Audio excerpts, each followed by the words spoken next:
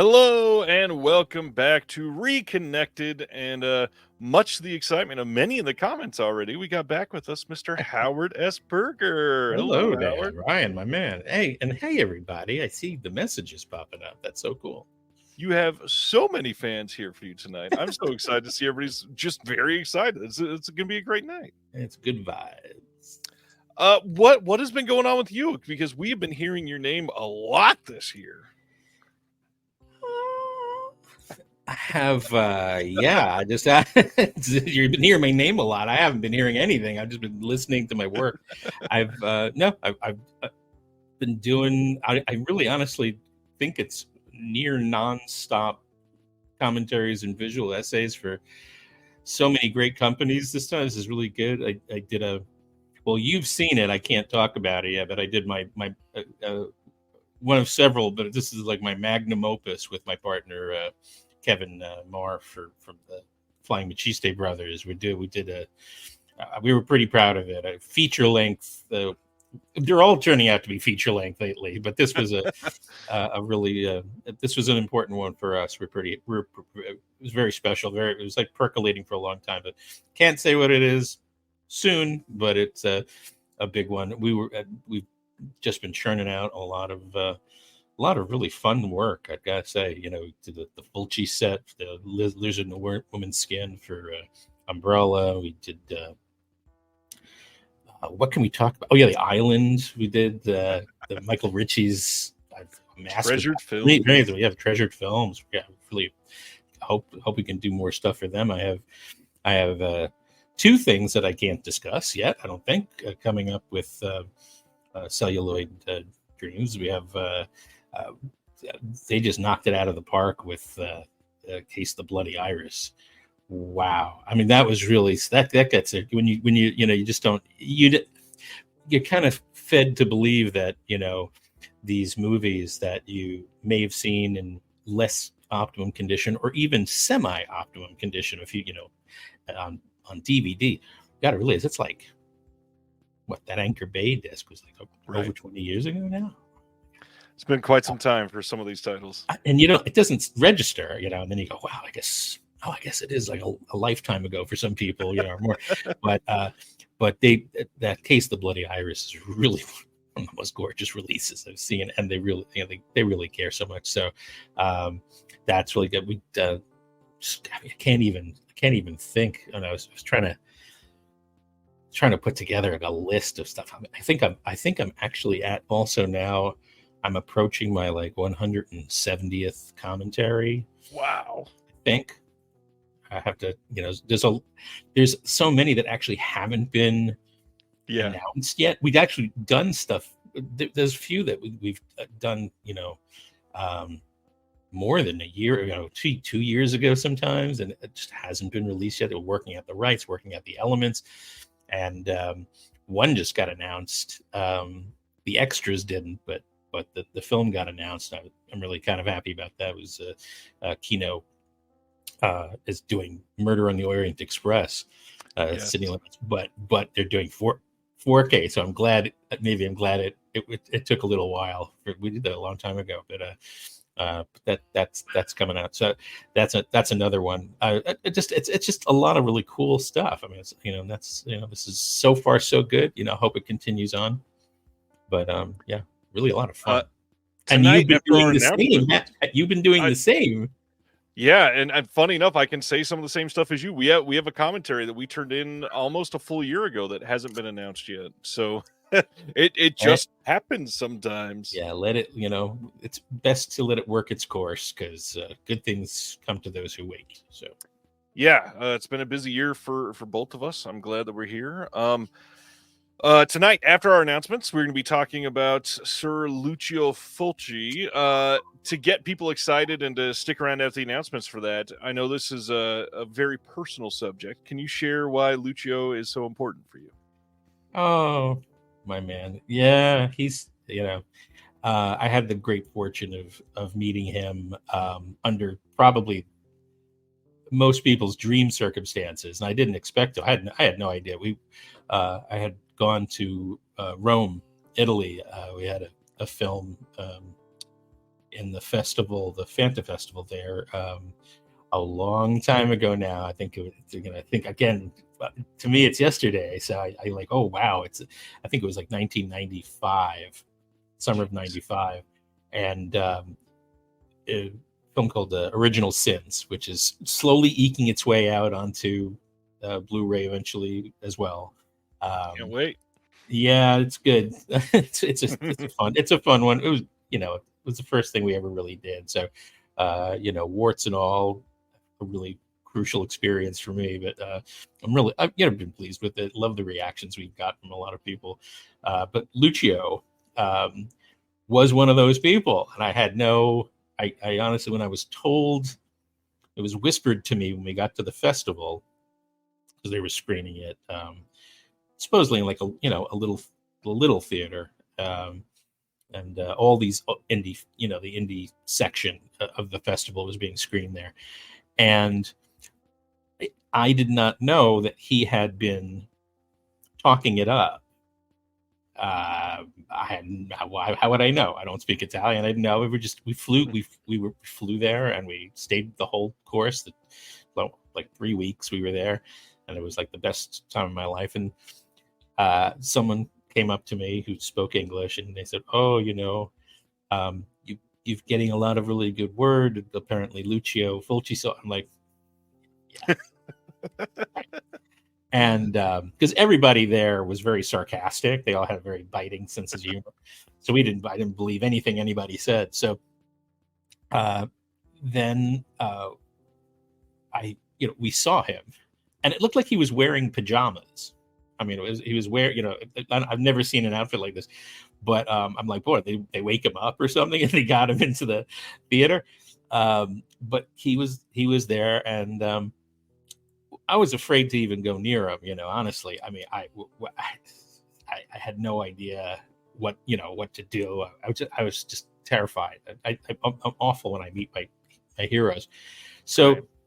It was a little ways into the festival, and I was coming out of Suspiria, which was I think it was an IB Tech, an original IB Tech, pristine IB Tech print. It's gorgeous. The colors were like tears. Eyes were tearing watching the thing. I forgot the colors could be like that. And I'm in the lobby. I was told to go. We were going to queue up. I was supposed to go and queue up the screening was that same night, but later. And I went out and I saw Lucio there, and I had also just seen Lizard in a Woman's Skin, which looked like a 70 millimeter print. It was just like pristine, and like the depth of field is razor sharp. And I was like, it was an Italian print, but we had made friends that whole trip, and people were like offering up, sitting next to me, translating the movies for me. So I was like really having a great time. And I saw him and I said, I got it. I have to do it. So I went up to him, introduced myself, and I said, Lizard in a Woman's Skin was seriously, I'm still shaking from seeing that thing and whatever, And he takes my hand, pulls me in, and he basically put his head on my shoulder. It was like this big bear hug. And I was just like, my bowels just gonna go loose, I don't know what. I've never, this is never. And he spoke pretty good English. I mean, we were talking. He had a companion there, and that very, very funny, very, very lovely woman who was with him, and we were talking for a while. And he didn't say anything about Original Sins, and I was like, okay, whatever.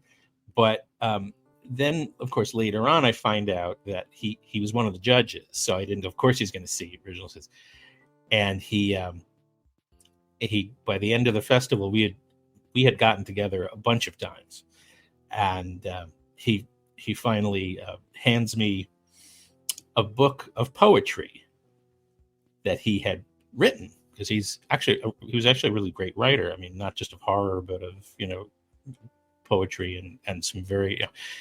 He was basically an intellectual character. So, and I thanked him so much, and I opened the book, and the inscription says to Howard, the best of this new wave of independent filmmakers. It says your film is astounding.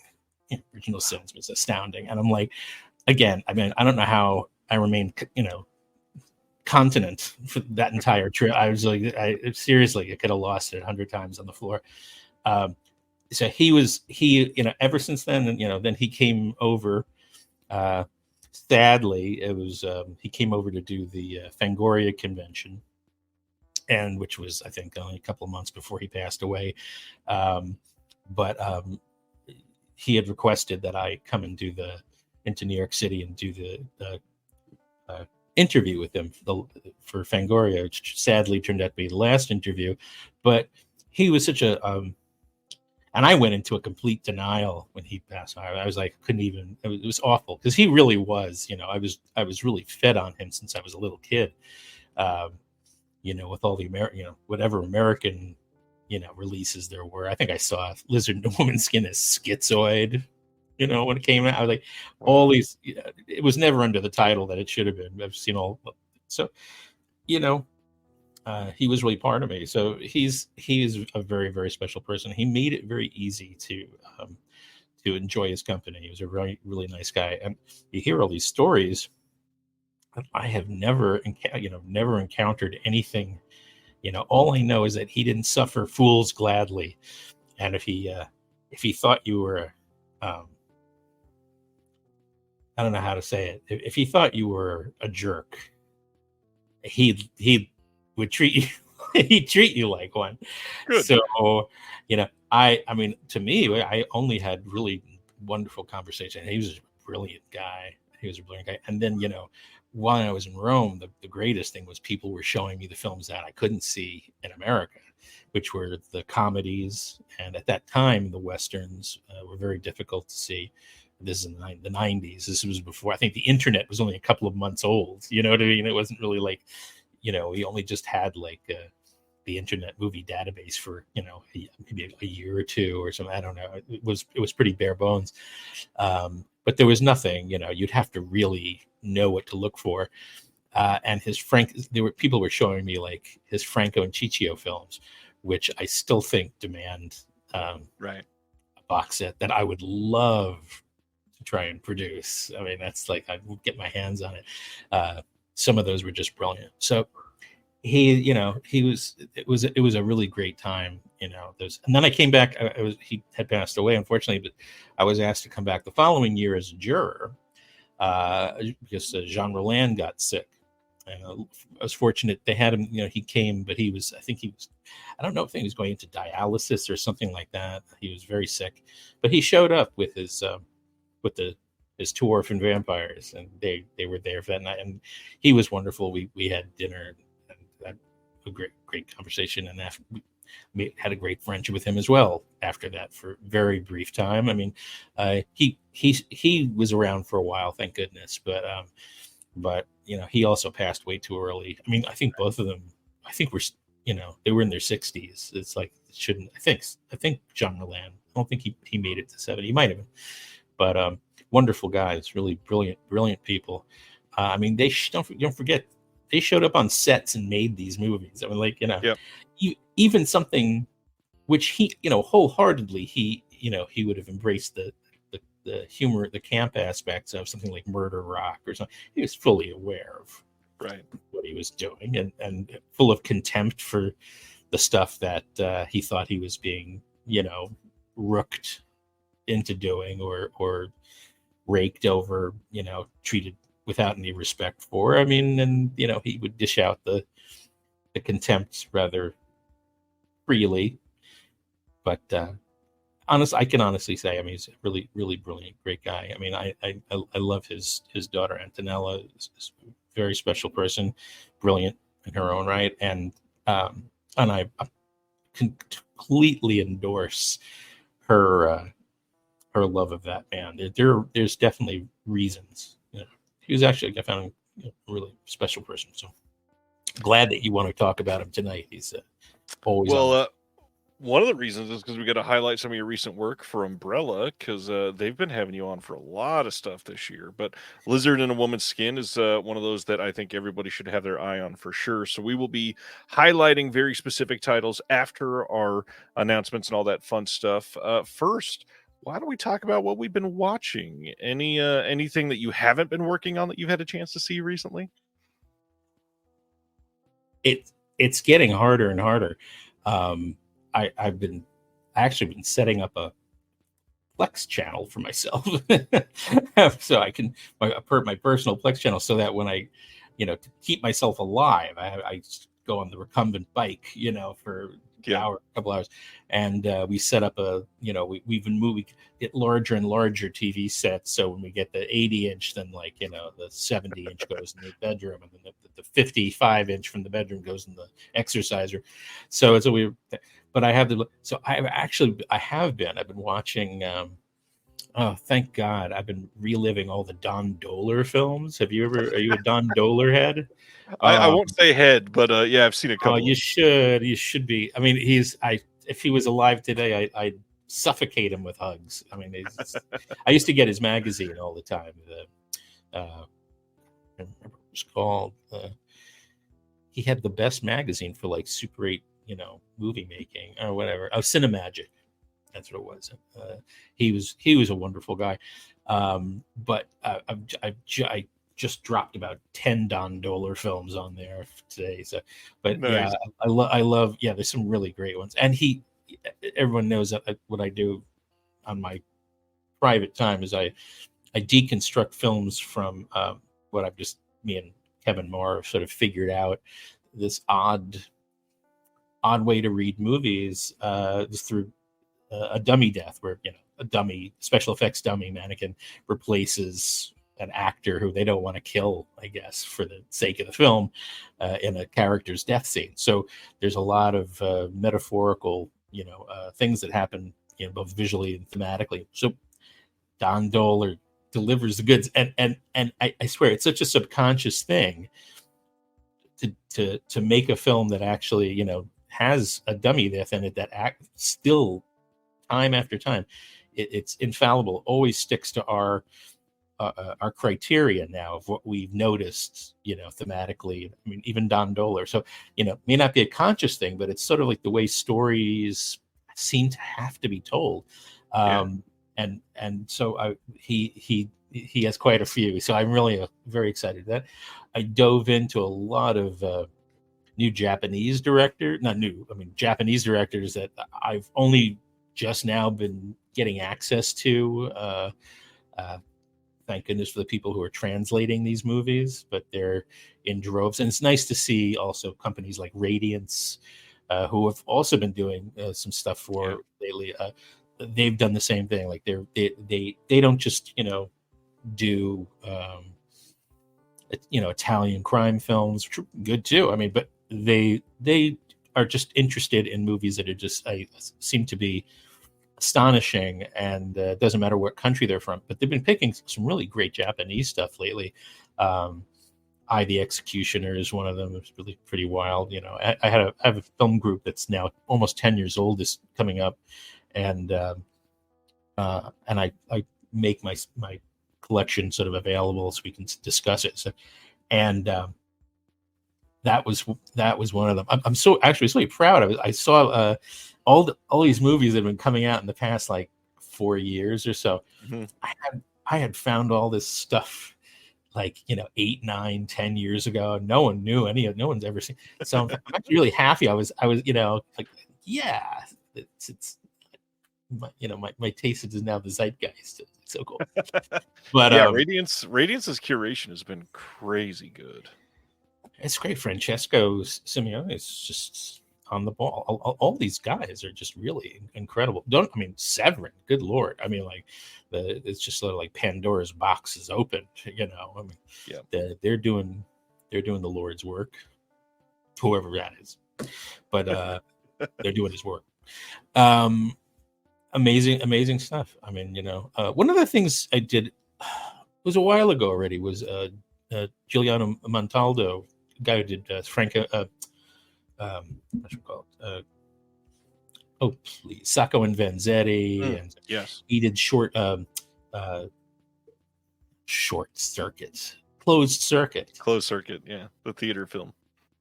What an amazing motion picture that is! I was just like, oh, so if no one has seen that one, I don't even know if that's out of print already, but I think It's not. You can still get it's. it. Oh yeah, good, because that should be like number one on everybody's list. What an outrageous, creepy film! It was a genuinely creepy movie. Um, and Radiance did. I'm pretty sure Radiance actually put this one up. Goodbye and Amen. Yes. Okay, because I know they've been doing stuff like sort of with Raro and stuff, but I think this was actually a Radiance release. It was. Yeah. Yeah, that's another one I really, really just can't recommend enough. And I keep reading these reviews, and I think some of these critics expect this stuff just to be like the way they'd be if they were released or made here, like just for audience's sake. And at that kind of time in the 70s and 80s, forget about the 60s. That's a whole different lifetime. Yeah.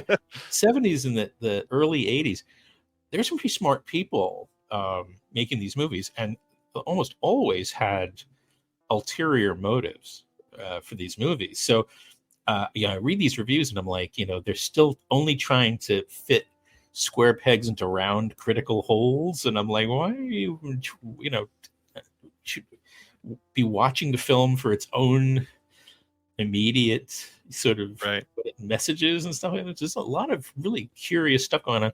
But boy, oh boy, a lot of people really highly intolerant when they sort of either deviate or perplex.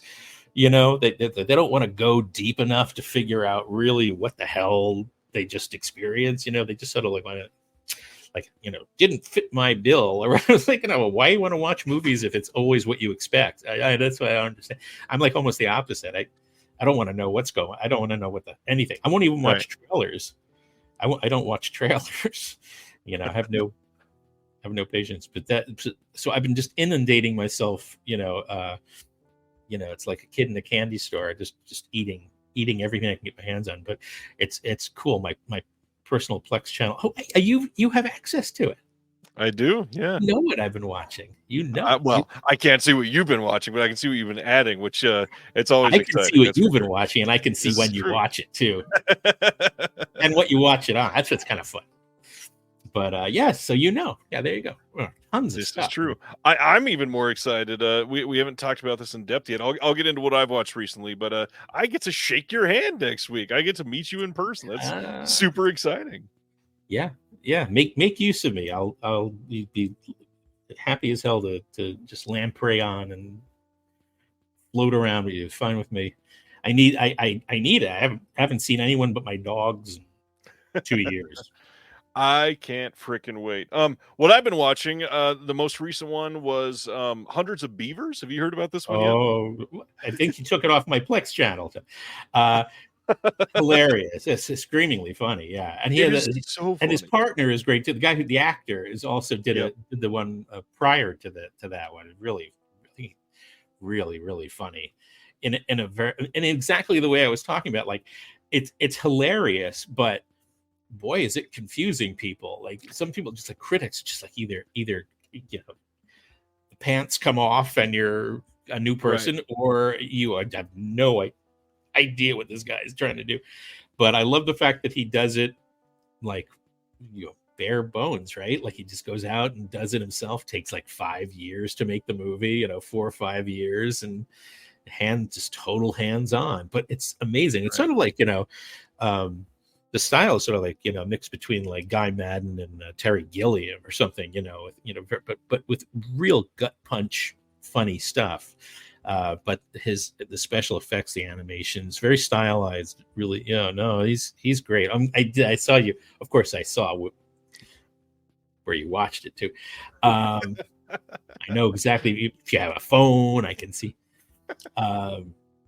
Great movie. Yeah. There's another one I have there. I forgot what it was called, but I have to watch that one too again. I saw it very quickly. I was blacking out when I was watching it. I was laughing. Interesting. The other big one, I'm working on an upcoming thing for M. Night Shyamalan. So I've been catching up with a bunch of his that I missed. And I never happened to see The Visit somehow. I think it was in that period where everybody had turned on him and everything that was coming out, people just immediately saw as trash. So I just passed by it. Unfortunately, it's pretty good. The Visit is not one of the real bad ones. It was enjoyable for sure. It was definitely better than Lady in the Water and the other ones around that period. I mean, I like Lady in the Water. He's out of his mind. I don't want to. It's not an insult. I mean, it's just. It's like It's just a guy with a titanic ego. Yeah, which is fine. I mean, I'm not even being critical. Not at all. I mean, I think it's pretty open. I think he's open about it. I mean, he totally continues to reconfigure himself, the storyteller, as the center of the universe, the creator of all things. And what's wild is that sometimes it's not that they're complex, it's that they're nearly incoherent.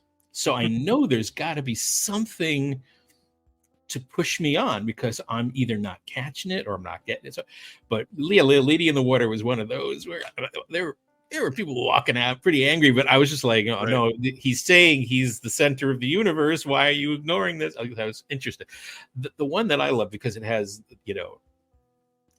exceptional use of dummy deaths is The Happening is wild. I mean, that is just too funny, really too fun, but good. I mean, insane, but it makes sense. And I just hate, attaching a critical thing to it. But The Happening is the one that I think honest God, I think I've seen it like 20 times since it got. I'm not joking, maybe more. I have to, right? We have to figure it out. But it's a good one,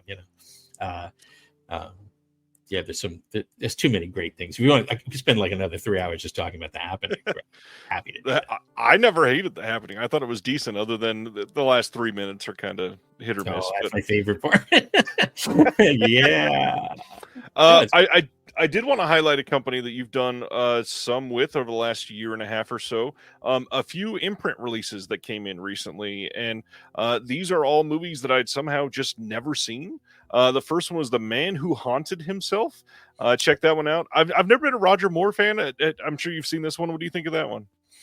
Oh, The Man Who Haunted Himself. Oh, it's great. Great movie. I saw it in the theater when I was very little. I mean, it was, and then it was really disturbing because for people who haven't seen it, it deals with a guy who sort of like what it would like existential, shock when he dies in a horrific car crash, and then it's sort of like his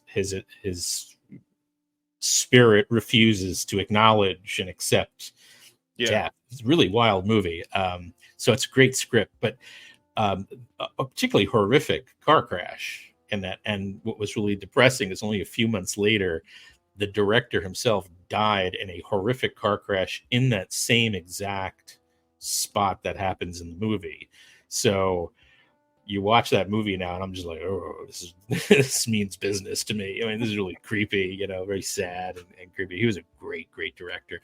He did another movie, Basil Dearden. He did a great film, which I really, me and Nathaniel Thompson, we did the audio commentary for this years ago for Kino, The Mindbenders with Dirk Bogarde, and it was one of the first films to use the what are those, like in Altered States? What are those things? Those the sensory deprivation tanks. The tanks, yeah. So it sort of was the first one that I knew that incorporated the use of sensory deprivation experiments in its plot. But it's and it does have a dummy death too. So how can I complain? But it's a particularly cruel, ghoulish little movie, and it's very surprising because you wouldn't expect it to be. It just looked like a typical early 60s sort of mature thriller, but it's really quite nice. But Man Who Haunted Himself, I haven't seen the imprint disc yet, but it is. I think it's my favorite Roger Moore that I've ever seen at this point. It's certainly an interesting story. It's not what I would have expected for him. Yeah, I mean, he did at a time, earlier in his career, pre-Bond, he definitely, right. definitely took the roles. He was all right. I always thought he was, kind of skivats, a little skeezy here and there. You ever see The Persuaders with Tony Uh, Curtis? Not yet, but it is on the list. Yeah, I used to watch that as a kid, and you start smelling the cocaine and the threesomes. Those guys had fun. But I just them, they were perfect duo because the two of them I just like, I don't know, but I not my favorite Bond, but at the same time, I still grew up with those movies. So, the first two that he did, I thought were, I think legitimate films. They had dummy deaths too, so Of course. again, I favor them. But like Live and Let Die is, I think, that to me, that and Man with Golden Gun sort of capped off my natural interest in the series. I none of the others have yet to spark my the same sort of acceleration in my mind that I get from the first ones. I still have yet to Thunderball's another one that still has yet to turn my engine on yet. I mean, I eventually, I'm sure all of them will in their own way, but it's really up from Dr. No straight up to that. But Moore was, I think Moore is a really great actor. He was very good in Gold, is another movie I really liked a lot. From the producer, I think it was Michael and Tony Klinger. And Tony Klinger, I love. I think he's great. He did The Kids Are All Right. And, I just spoke with him a couple of weeks ago about Peter Collinson, who did Bright and Straight On Till Morning for Hammer, and he did sort of the infamous Open Season, which has yet to see any kind of significant home video release. I think it was just like a Finnish VHS is still making the round. Maybe some dodgy DVD from Europe from the 20 or 30 years ago. But I'm a really big Peter Collinson fan. I think he's a very disturbing director. He did the last film he did was, I really recommend if you're into kinder trauma, at the Earthling with Ricky Schroeder has one of the most traumatic opening few minutes, and the Kino release of that's fantastic because it actually has the US release, which is a slightly different edit than the European release, which is again they're both, I think, different enough that people would really get a good a good jive out of watching both. But yeah, Kino offered both releases. It's fantastic, but Collinson's a twisted little soul. And I talked to Tony Klinger. It turned out his dad, Michael, who produced Get Carter, and he directed a fantastic extra on the new Get Carter release. Fantastic documentary on the making of Get Carter. So that's another reason to sort of seek that one out if you're anyone's a big Get Carter fan. That's fantastic. But his dad produced this film, and I think he might have been co-producer on a film called Gold with Roger Moore from like 1974 by Peter Hunt, who did On Her Majesty's Secret Service, and before that was like the primary Bond editor for Eon, and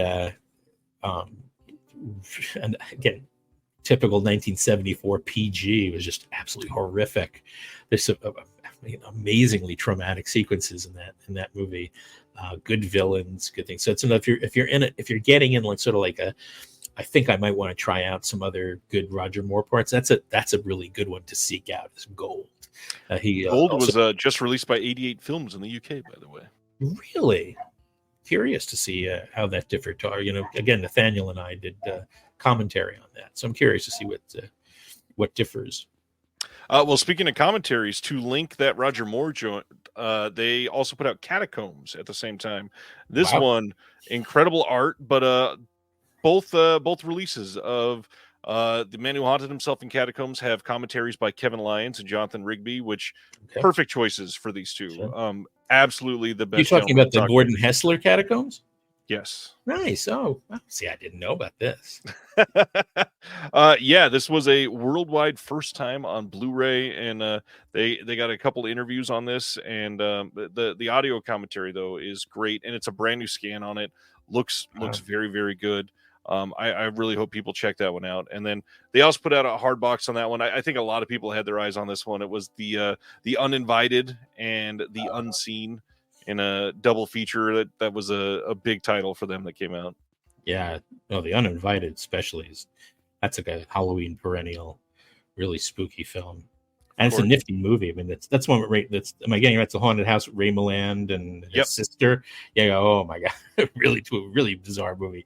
And that's one where Farcio Edouard, the process photography maven, he did all the sets were built with all the sets had like these amazing like backdrops, like these huge windows overlooking the sea and the rough water. And I've never seen I've never seen like a production from that era. It was like 1944, something like that. Yeah. And they're using special effects in every single shot, like interiors and exteriors. Like, so they had Farcio Edouard go nuts doing all these background plates, these moving like background plate. It was just such an unusual environment to experience. Just beautifully atmospheric and stuff. So that's it. But I haven't gotten my mitts on their release of it yet. So. Well, speaking of getting your hands on physical releases, do you have anything that you got in recently that you want to talk about? I know you got a cinematograph title recently. Yeah, I'm really happy. Me and Steve Mitchell are very lucky. We're doing what we've done 3 for them so far, and Justin the Liberty is just doing a great. I mean, totally new. I mean, you think at this point with all these boutique labels, I love people with vision, and how to sort of make coherency and out of consistency. Like they're a series of seemingly disparate releases, from Little Darlings to Last Embrace. I mean, and I just think again the way the presentation comes across and how he decides to pull in to educate the backstory of these movies, it's to me, I feel very, very comfortable about it. I really like the Red Rock West package, a movie that thoroughly unimpressed me when I first saw it. I still don't have much of a yearning for the director until this release. And it's like how can I explain it? It's like what Justin's doing. It's sort of like what why I used to really like rock albums, like in the 70s. It's like the whole package. It makes a big difference. So it's not just like you're getting extras. It's also the coherency of the design for project to project. There's a certain, you just can't wait to get your hands on it. You know what I mean? Like mine. I mean, I'm very, very fortunate that we did Touch, the Paul Schrader thing. Me and Steve Mitchell, we did the commentary for Touch, and we did Last Embrace, and actually have done a third one for him now, which I can't mention because I've seen no mention of the release yet, and just been asked to do a fourth one coming up. Me and Nathaniel Thompson, and by the end of August, and again. Your head would spin, if you were to go like, what the titles are, what are they doing? It's just really fascinating. So I'm even though we're doing part of it, it's great when you get it, and now like I get to dive into the other people who are contributing and how it's like people who see facets to a diamond, you know what I mean? And it's like, wow. And so you can't help but walk away just feeling excited for this whole thing. I don't know who well, I do know who. You could tell the studios want to make everyone believe that hard media is dead. I think if anything, it's not even reaching the apex yet. I think everyone's still they're in it to win it. I was like, yeah, let's keep I going. just wrote about that in the newest issue of the Physical Media Advocate. It's a very short piece, but there's something about so many people saying it's all gone. The golden age is done, and while we're all getting the best releases we've ever seen in our hands, it's hard to argue with that. Yeah, no, I agree. No, you're right. You're right. No. To put a button on the imprint conversation, the unseen and the uninvited, both of those discs have contributions from Imogen Sarah Smith, who is absolutely incredible at what she does. Check both those out if you are into it. I think that Going For It is probably the best release of those two films, and I think you'll be very happy with it. Some recent physical pickups for myself. I wanted to highlight the newest TerrorVision bundle. They've got Dawning. This is a modern psychological thriller type film. This is the second title in the Graveface imprint that they're doing. They put out Family Dinner, which is a great looking cover and a great title. One, I'm very, very excited to spend some time with that in the player. Psycho Sisters. This is bundling everything that was on the Saturn's Core release with the other version of the film that was shot on film. So if you are into this title, this has literally everything you could want on it. And then the one that is the most anticipated title for people from this one, In the Woods, which is wild. This movie is going to make a lot of people very happy. Have you ever seen In the Woods? No, not at all. I might have it somewhere in another incarnation of it, but that looks pretty tasty.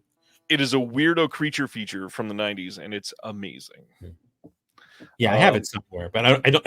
It might even be. It's on VHS. I think that mine might. I believe it was. Yeah, I think that's where I have it. I think people should check out, especially In the Woods, because you're going to be very happy with that. We got a lot of announcements to cover tonight. Some of the biggest titles. Is there anything else you want to bring up before we go over there? Oh, I'm just enjoying. Go for it. No, I'm trying to think if there is some other stuff that it's just because I you know what it's like. I sit down for 2 weeks with one title, trying to 3 visual essays for it and everything. I haven't gotten around to watching. I haven't gotten my copy anyway. I don't know if it's out yet. The Primevals from Umbrella. That I have. I think it's about to ship. Oh, yay! Okay, good. So it's still fresh. Okay. Yes. Yeah, yes. And it's been around. I just didn't want to. I wanted to wait and see it. Anchored with everything else. But I think there's 2 separate releases to that too. I think, right? Yeah, there is a stateside one coming, and even then they're doing like a standard release. But then Full Moon is also doing one of these crazy Charles Band bundles where you can get something autographed and with like 4 discs instead of 1. And yeah, cool. There's all kinds of stuff coming. That's all. And the other thing, you have so much in the pipeline. You have some of like the year's biggest titles that haven't been announced yet. And I just can't wait to see how people respond to these, because your work on some of them that you've shared is fantastic. Oh, thank you. And ditto with yours. I mean, I gotta say, I really, I'm hoping at some point we can actually collaborate on something instead of just. I don't know if we should say something, but we're kind of about to. Go for it. I'm not going to say the title, but fire when ready. Yeah. I can't wait just to be able to do something with you. Is going to be super fun. Yeah. But look for that in the future. We'll be talking about that announcement here in the next couple months, I'm sure. Speaking of announcements, let's get into this. So Mondo Macabro announced that they are going to be doing a 4K and Blu-ray release of Bohachi Bushido, Code of the Forgotten 8 from 1973. Fantastic. I just watched this, not this version, but I obviously, but I just watched this literally 2 nights ago. And it just was, I know, thank goodness they're diving in, because this is going to be insanity. Have you seen this yet in any way, shape, or form? I have not. This is one that has eluded me for years. Oh my. Yeah, it's going to be a winner. That's a brilliant choice. I have loved literally everything that Mondo Macabro has chosen to do, and I can't wait to see how we respond to this. This is going to be part of the Halloween sale this year, and this will be shipping in January of 2025. So keep an eye out for that. Not soon enough. It's a goodie. This classic, Fern Gully from 1992, is getting a Blu-ray release in the UK for the first time ever on August 5th from 101 Films. No extra, or no new extra features at least, but I still can't believe this is the first Blu-ray release of this title in the UK. Are they being shipped with like THC gummies or? All of the extra copies of Avatar that did not sell. I'd rather go for the gummies. Hey, this week I put up an interview with Francis Galuppi, who is the director and writer of The Last Stop in Yuma County. At the moment, this is my favorite film of the year. I thought this movie was freaking brilliant. He is an incredible person, loves physical media, but the big thing, a lot of people are going to get to know this name soon because he is writing and directing the next Evil Dead movie. Wow. Whoa. So if you are into getting on that hype train early, first off, this movie's amazing, so you should absolutely see it. But he is going to be a name that a lot of people know very soon because he is going to make some very interesting choices with the next Evil Dead. Very cool. Great poster for this movie. It is, yeah. There's been a lot of great art for that one. The next one, Kino announced that Radioland Murders is coming to Blu-ray soon, and this is a new HD master from a 2K scan, which is interesting because I think this got a Blu-ray release fairly recently, if I don't... Yeah, it did. Yeah, odd choice from them, but hey, it's coming soon. You'll be able to pick that up. Big cast, but I remember this movie bombing. I don't think I ever got to see it. Did you see this one? I did, and I was in no condition to remember much of it. Understandable. I enjoyed it, I remember, but it was one of those it came at a strange time, It was like, so yeah. Was it like 87 or something like that, or 94? 94. Well, I was really, yeah. You were busy with other things in Italy. We already talked about that. But yeah, I mean, I don't remember it being. I think it was funny from what I remember. I think, but that long time ago. Good excuse to revisit. They also announced that they are releasing Euphoria, UFO-ria, however they're pronouncing it. But this is getting a 4K and Blu-ray release sometime soon, which is wild because this has never been outside of VHS. God bless it. Yeah, Kino coming with one of their crazy announcements. This is one that's so off the wall, but it's crazy. I'm glad it's coming out. People need a chance to see it. I just can't believe Cindy Williams is not someone who should not be here anymore. And I'm kind of, I go by and I go, oh, Cindy Williams, I hope they have an interview. I hope they did found archive interviews with her about this, because I still can't believe she's gone. It's, went too soon. She was a fun person. I mean, honestly, I can say the same about Fred Ward. Oh, they're all gone, aren't they? Wow, yeah. I love that Fred Ward was in Roberto Rossellini historical dramas. That's what blows my mind. He was like legit. Really. He's not just a an action dude or whatever. He was right. He was legit. It was cool. Miss him. Yeah, definitely miss him. That's a good cast. It's a fun movie. If you haven't seen it at all ever. No, never. This is one that I don't think has been available in quite so. I mean, literally only on VHS. Yeah, I mean, I'm trying to remember. Is this the one with Elaine May in this also? No, I'm trying to. I think I'm confusing with a different movie, but I mean that aspect of it is it's been a long time.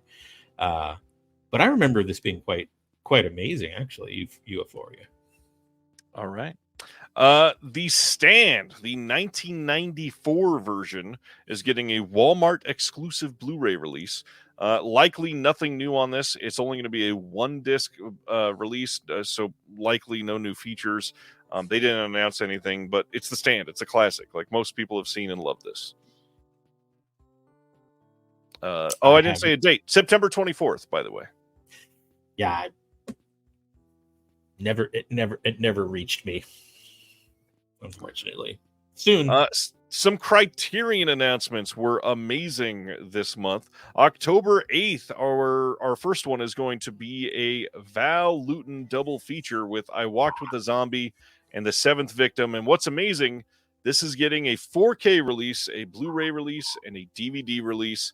These are two titles that people have been wanting, at least on Blu-ray, and the rumor was for quite some time with Warner Archive, but it looks like we are here with Criterion. We've got Kim Newman and Stephen Jones audio commentary, and I Walked with the Zombie. We've got commentary on The Seventh Victim with Steve Haberman. Imogen Sarah Smith, who we just mentioned, is interviewed for this release. And then we got some audio essays and documentary on the Val Lewton legacy. There's a lot on here. And then, of course, as usual, there's a couple different written essays. This is an astonishing looking release. Yeah, great. Both are really unnerving films too. I mean, both are quite. I mean, Seventh Victim is extremely depressing horror and very moody. And it's I would have to think that it. I mean, it's I think pretty well established that that's probably where Rosemary's Baby had its inception from, its roots. Very. But nothing. I don't think there's anything like The Seventh Victim. And same thing with I Walk with the Zombie. Some really amazing poetic moments in that movie that just stay with you. If you have like a 3 or 4 year old, I'm not joking, make them watch it. Both of these. That's when I saw them. I was like 3 or 4. That's really, I think, key, to having, the proper type of nightmare. Good, great movies. I can't wait for this. It's great. It's beautiful covers. Yeah, absolutely looks good. Next is Demon Pond getting a 4K Blu-ray and DVD release, all coming on October 15th. This one's going to have a new interview with film scholar Dudley Andrew, program on the film's special effects, and then an essay by Michael Atkinson.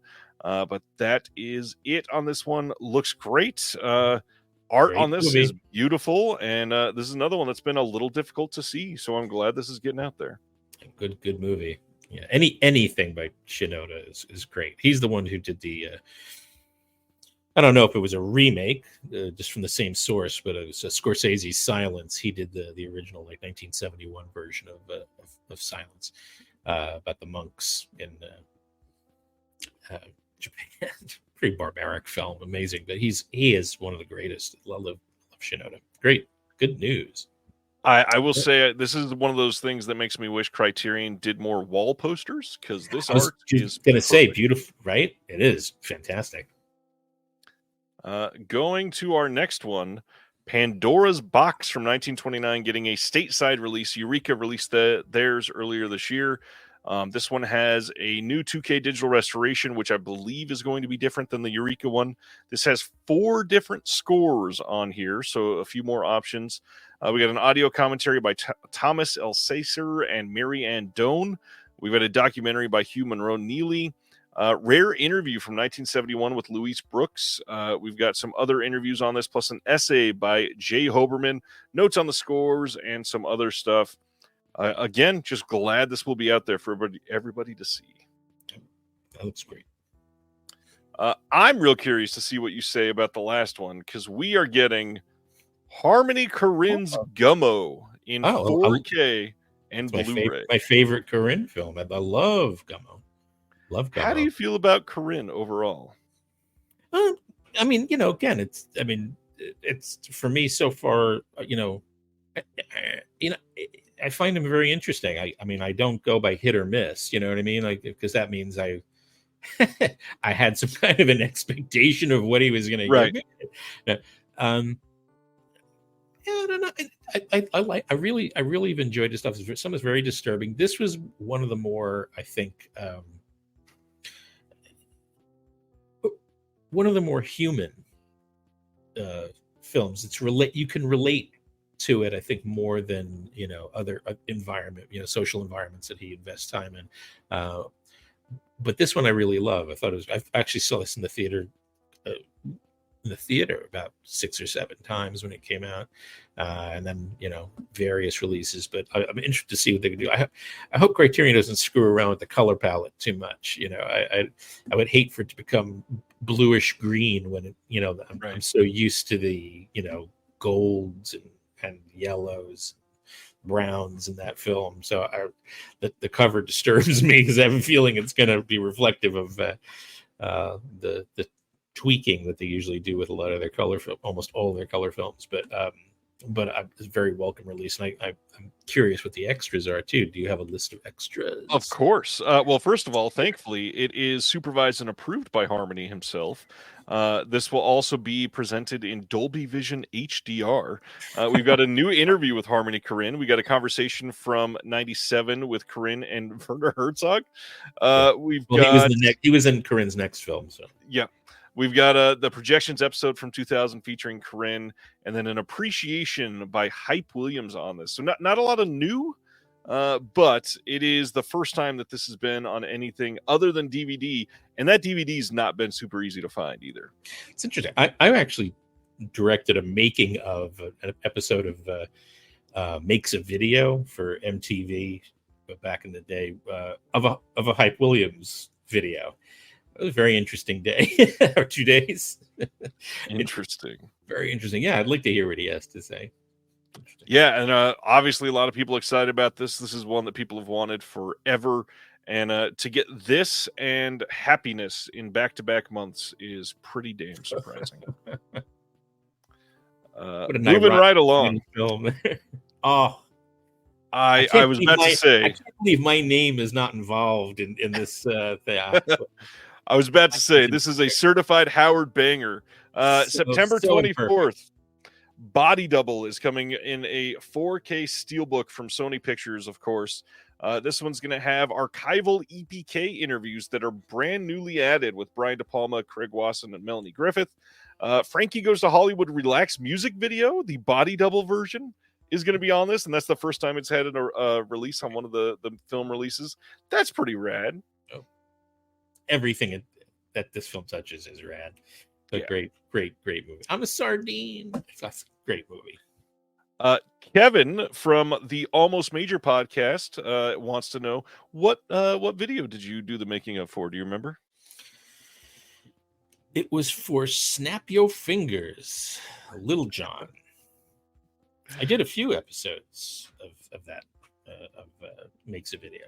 Did a couple of Yin Yang twins, and who were great, and Lil Jon, a bunch of DJ Khaled episodes with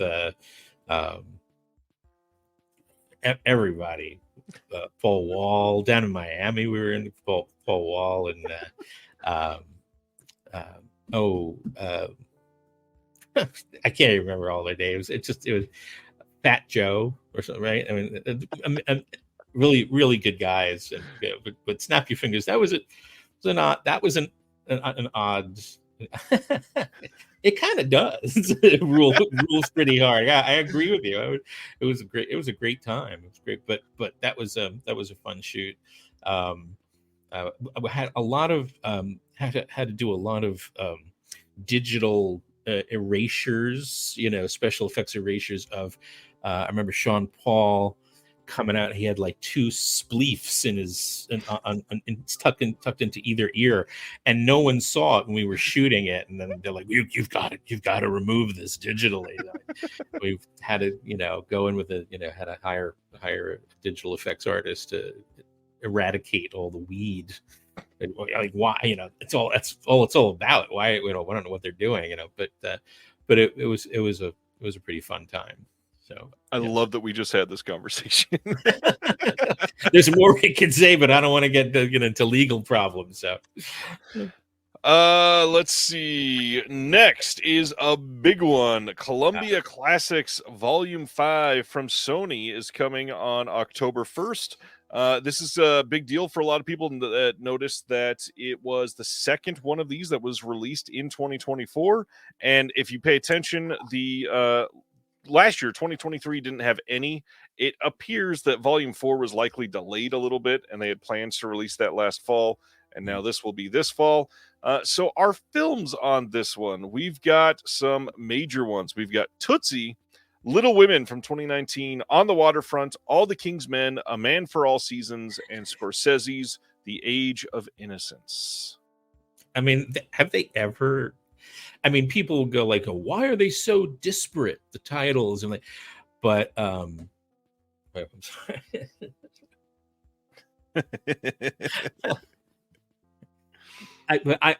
I've been loving every single, thank you for that. I love every single one of these titles, the Columbia collections. Yeah. have been great. And I kind of like the fact that, you're out of sheer curiosity, you're going to watch, Tootsie again, which I actually saw with Sidney Pollack. He actually, we had watched that. He had gotten another print of it, and he wanted to share. I think he was afraid it was going to be a disaster, and it was okay. So we had watched it, but it's it wasn't, it was cool about Tootsie. I mean, I'll make people, give some private perspective for me, is that it was originally developed as a Dick Richards film, who did Farewell My Lovely with Robert Mitchum. And he's another guy I absolutely just love. Didn't do many movies, only did about 6 films, but a friend of mine, late friend, Richard Klein, who shot The Mechanic and for Michael Winner, and a lot of things for Michael Winner, and Robert Wise, he shot The Andromeda Strain and Mandingo, a lot of things for Richard Fleischer. He had shot for Dick Richards, and I had great conversations with him and about him. I thought he was a really brilliant guy. He did a really interesting film called Man, Woman, and Child, which usually gets horrible reviews, but until I think for the imprint set, I was sort of let loose, and I did another like a 45-minute deconstructive essay on Dick Richards, and for the March or Die set. And it's kind of really agitated me that March or Die was cut so badly, and I'm talking like, truncated, cut in half practically. There's like, a good hour of crucial footage, and the film always gets blamed for not having this footage in it. It's totally not the director's fault, although I think what's there is pretty mesmerizing. Really great performance by Gene Hackman, very invested in the film. It was not but I find him really, really fascinating, and it was set up as a Dick Richards film, and he won the Academy Award as one of the producers, because he had set it up, and Elaine May had contributed quite a bit. She's really a sarcastic fun. I mean, I always like, I love anything that she touches, because you can tell it's her, just pure acid, she's great. Yeah. So Tootsie's interesting. I definitely would want to see what they're doing with that. I still can't get over, I'm still shaking from the absolutely astonishing, I think they pushed 4K as far as they could with the Guns of Navarone release that they did. That is, I mean, if you ever wanted to sell anyone on a good high, ultra high def system, put that disc on, because that is just like, gone are the, if there was any imperfections in the way video was translating, green screen, early green screens, you really can't, you would never argue. It's just one of the most stunning, ultra high def, discs. So I love these Columbia classics. I think they, it's really worth taking a shot on movies that you either just couldn't care less about, or, this would be the place to stomp the ground on, for sure. So I'm excited about this. What was on the other one? Do you remember the titles on the last box? I missed it completely. The last one, I can tell you the titles in just 1 second. It was a big deal because it had a full TV series that we don't have anywhere else either. So the last one was His Girl Friday, Guess Who's Coming to Dinner, Kramer versus Kramer, Starman, Sleepless in Seattle, Punch Drunk Love, and we get Starman the series on that as well. I didn't even know, that passed me by. Wow. Yeah, that was a big one earlier this year. Yeah. Starman's very cool too, because I mean, everyone's all gaga because it's John Carpenter or whatever, but I like it because it's Dean Reisner. And right. If you watch Starman, there are a lot of similarities to the like Play Misty for Me, and which he wrote, and I mean, there's some unexpectedly sinuous connections. So Starman's another. Wow, good. I'll start seeking that out. I hope that's gone. Is that like forget it? It's still available. I think they learned after the first and second set that people really love these, and so those first two are really rare, but 3 and 4 are still available. Like 3, I think it was on sale today for like $75 for 6 wow. amazing 4K releases and all kinds of extras and everything. So, And I mean, you say amazing. I believe it. You know, I completely believe, because I've been shocked at the level of quality of these particular releases. Sony knows what they're doing with this. Sony is the best of the studios with those by far. Definitely, especially the color. I mean, if there's anything that was in three strip tech, they come very, very close to getting what those colors meant. You know, yeah. Wow, excellent. So, some details on this. All the King's Men will have a new audio commentary with Julie Kurgo and Peter Henkoff. We've got a making of featurette that's on there for All the King's Men as well. On the Waterfront is going to have the feature in 4K, of course. We've got 3 different 4K presentations of the film with 3 different aspect ratios. We've Criterion had that on the Blu-ray. It did, yeah. And I have a feeling this will likely get another Criterion 4K release eventually, just like one of the other releases has done that already too. There's a couple new featurettes on this one for On the Waterfront that are not on the Criterion release. A Man for All Seasons is going to have a featurette on the moral clarity with Bishop Robert Barron. Nice. Tootsie is going to have a new audio commentary with Cerise Howard and Rohan Spong. And then The Age of Innocence is going to be in Dolby Vision, restored from the OCN. It doesn't say newly restored. Curious to see what happened with this one. And no new features on that one, which is odd. I thought Scorsese, you'd think he would do something. But then they come in hot with Little Women from 2019, and there's a new audio commentary with Greta Gerwig and Saoirse Ronan, and then a brand new conversation with both of them as well.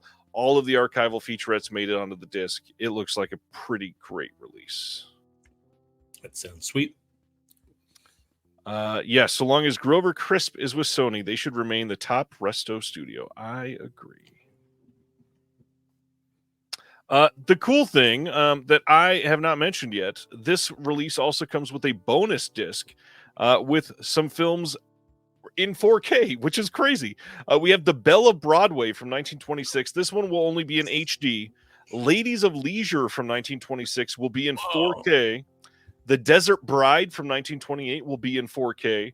And The Scarlet Lady from 1928 will also be in 4K. All of those will be in SDR, will not have HDR applied, but it is wild that we are getting those on a 4K disc. Yeah, it still sounds good to me. Wow. I am into it. Milestone Films is going to be releasing The Dragon Painter from 1919 on Blu-ray on September 24th. This is going to have a 2023 4K digital restoration by the San Francisco Silent Film Festival. We've got 2 scores for this available. We've got a Reconstructing the Dragon Painter featurette that is over an hour long. We've got His Birthright from 1918, which is almost 50 minutes. The Man Beneath from 1919, which is over an hour. And then there's also an illustrated booklet in this. I mean, this looks like an amazing release. Don't you love when people who love shit get together and just come through? I mean, seriously. This isn't, I mean, I'm glad some of these companies are paying attention, like Sony, like they even have to at this point.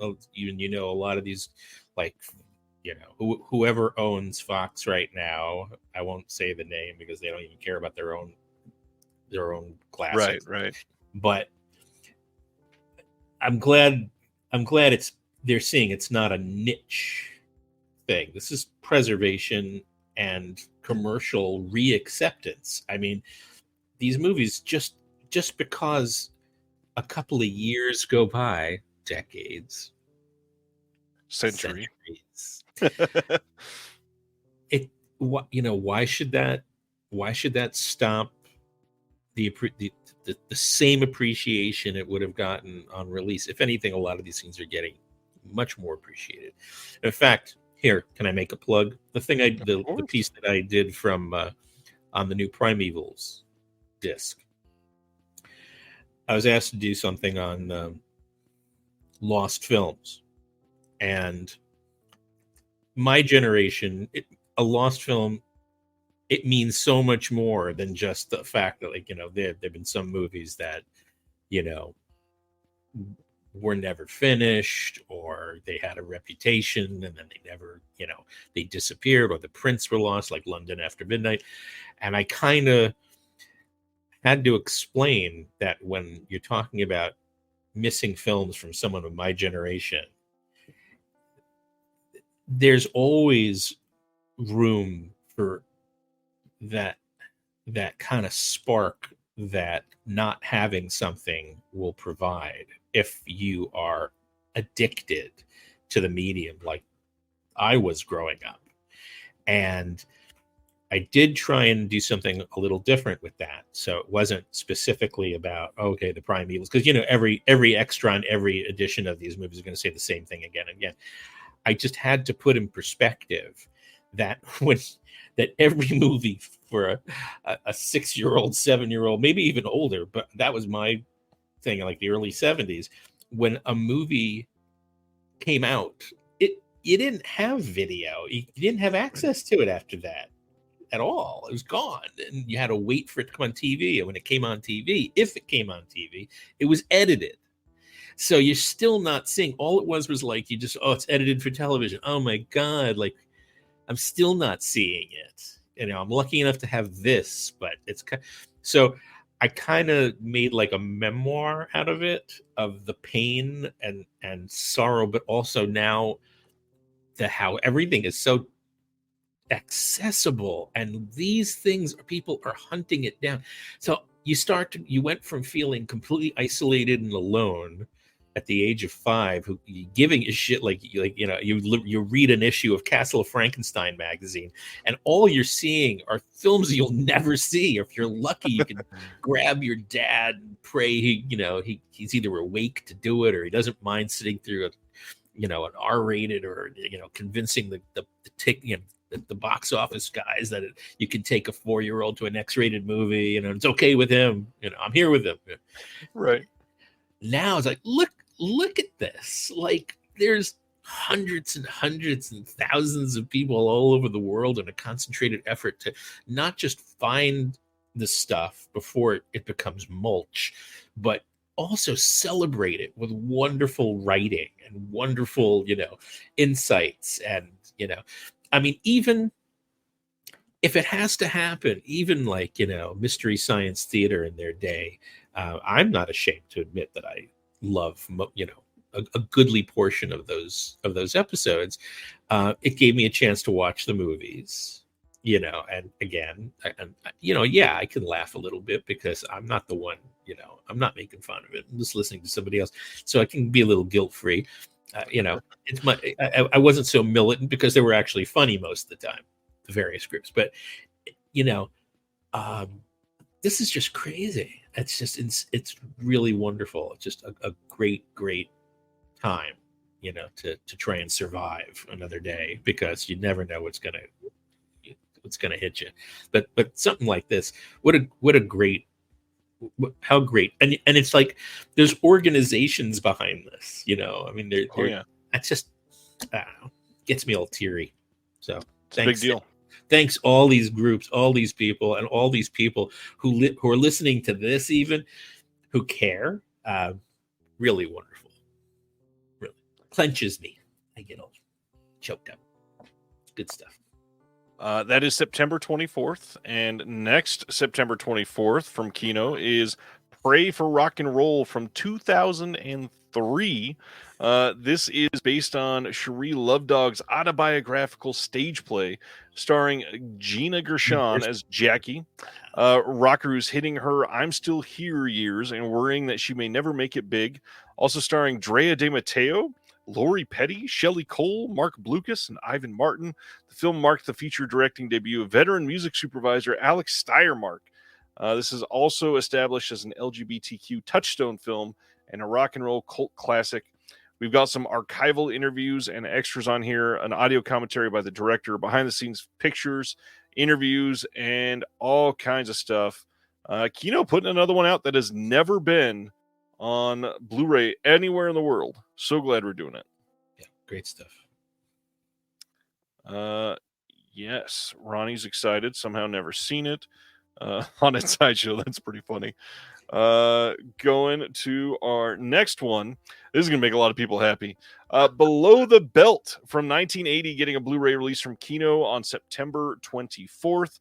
This is going to have an audio commentary by Dave Meltzer, the editor of Wrestling Observer newsletter. Amazing. I've never seen this one. Have you seen this one? Uh-huh. Not in this, condition. I can't wait. Moving Kino right along. Oh yeah. No. Kino knocks it out of the park as far as I'm concerned.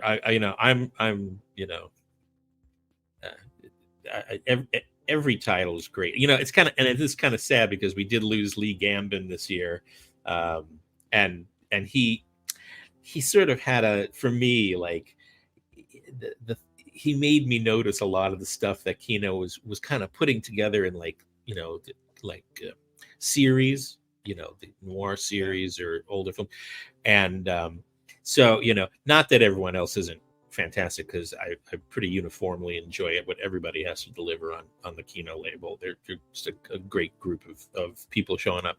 But, I have, it's like things like this where, I'm just so happy that there's a company that really, really takes care, of these titles. And there's so many that I just can't believe you can reach out and touch them now. So good. This is a good one. If you haven't seen this year, you'll have a good evening, series of evenings ahead of you. I mentioned Francis Galuppi earlier. Last Stop in Yuma County just came in on Blu-ray this week from Wellgo USA, so check that out. Indicator had some announcements today, and these are coming in October 21st specifically. This is a UK-only title, Columbia Horror. This is going to have Behind the Mask from 1932, Black Moon from 1934, Airhawks from 35, Island of Doomed Men from 1940, Cry of the Werewolf from 44, and The Soul of a Monster from 44. All great. Cry of the Werewolf is one of the first horror films I ever saw. I must have been like a year and a half old. Amazing. Wow. Interesting. This is going to have, of course, as usual, all kinds of extras. Behind the Mask is going to have one from a friend of mine, Daniel Kramer. Yep. Brand new commentary. And then Stephen Jones and Kim Newman are on Black Moon. Jeremy Arnold is on Airhawks. Alexander Heller-Nicholas and Josh Nelson are on Island of Doomed Men. Eloise Ross is on Cry the Werewolf. And then Stephen Jones and Kim Newman are also on Soul of a Monster. We've got some featurettes. We've got some essays. We've got a booklet with a 100-page booklet in this one. Jeez. Again, great looking release. Columbia Horror. It doesn't say volume 1. I believe this is going to be the only volume. Oh, there's got to be more than that, right? What about I guess they've all been covered already. Yeah, not many Columbia Horror from around that time, unfortunately. No, there should be, aren't there? What about all those Nick Grind movies? Or have they been already released like 100 times? That's a good question. Or Devil Commands, was that Columbia? I'm not sure on that one. The other title they announced is this is coming on October 21st in the UK and also October 22nd in the US. These are Blu-rays, of course. This is El Vampiro, 2 blood-sucking tales from Mexico that includes The Vampire and The Vampire's Coffin, the sequel. Great. These are both Blu-ray, but the Vampire gets a 4K restoration. The Vampire's Coffin gets a 2K scan. These are going to be with a whole bunch of archival commentaries and interviews, and then a whole lot of new interviews as well. They got a lot of brand new extras for this, which is great. And then, as usual, you got a nice long booklet in this. This is a pretty crazy, good-looking release. Great. I would watch this movie if it was on, stamped on by elephants. I wouldn't care what condition. These are really, two really fun movies. Really beautifully done. So my God, to see it in ultra pristine treatment, again, it's a wonderful world we're living in. It's kind of crazy that the Vampire is getting a 4K restoration. what can I say? It makes my tongue dry, if that makes sense. This is wonderful. Going to the next one. The brand new Garfield movie from this year comes on Blu-ray on August 27th. No bonus features that I can find. No cheese tax video? That's a shame. There is also an 85th anniversary 10-film collection of Batman animated films coming on September 10th. These are just all of the ones that have been released previously on 4K, all repackaged to be coming out together, and nothing new. And so a lot of people complained about that some of the bigger films that they could have done are not in this. They don't have 4K releases, so they don't have the ability to put them in there yet. Such as next up, Tank Girl getting a Blu-ray release from Eureka in the UK on October 28th. This is going to be a limited 2000 set.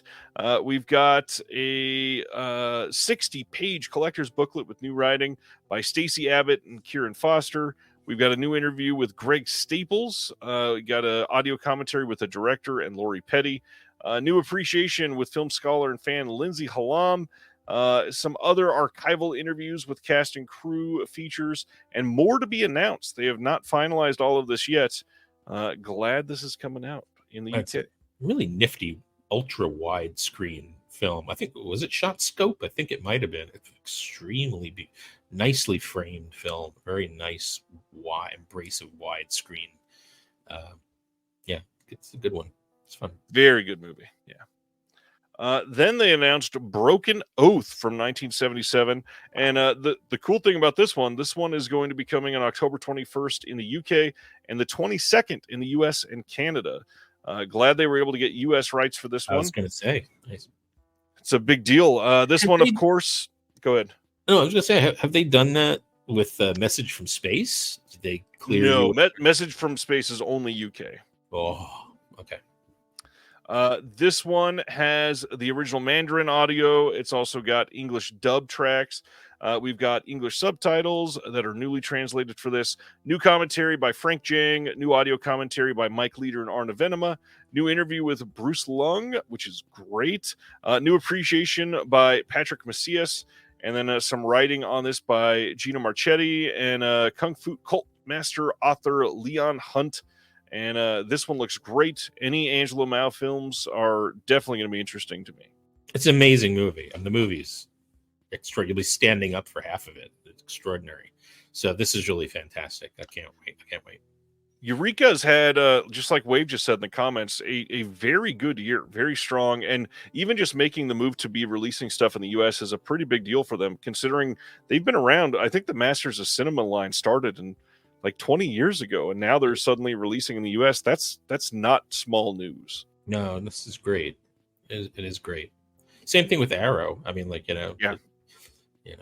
I'm happy to be doing stuff for the Arrow US.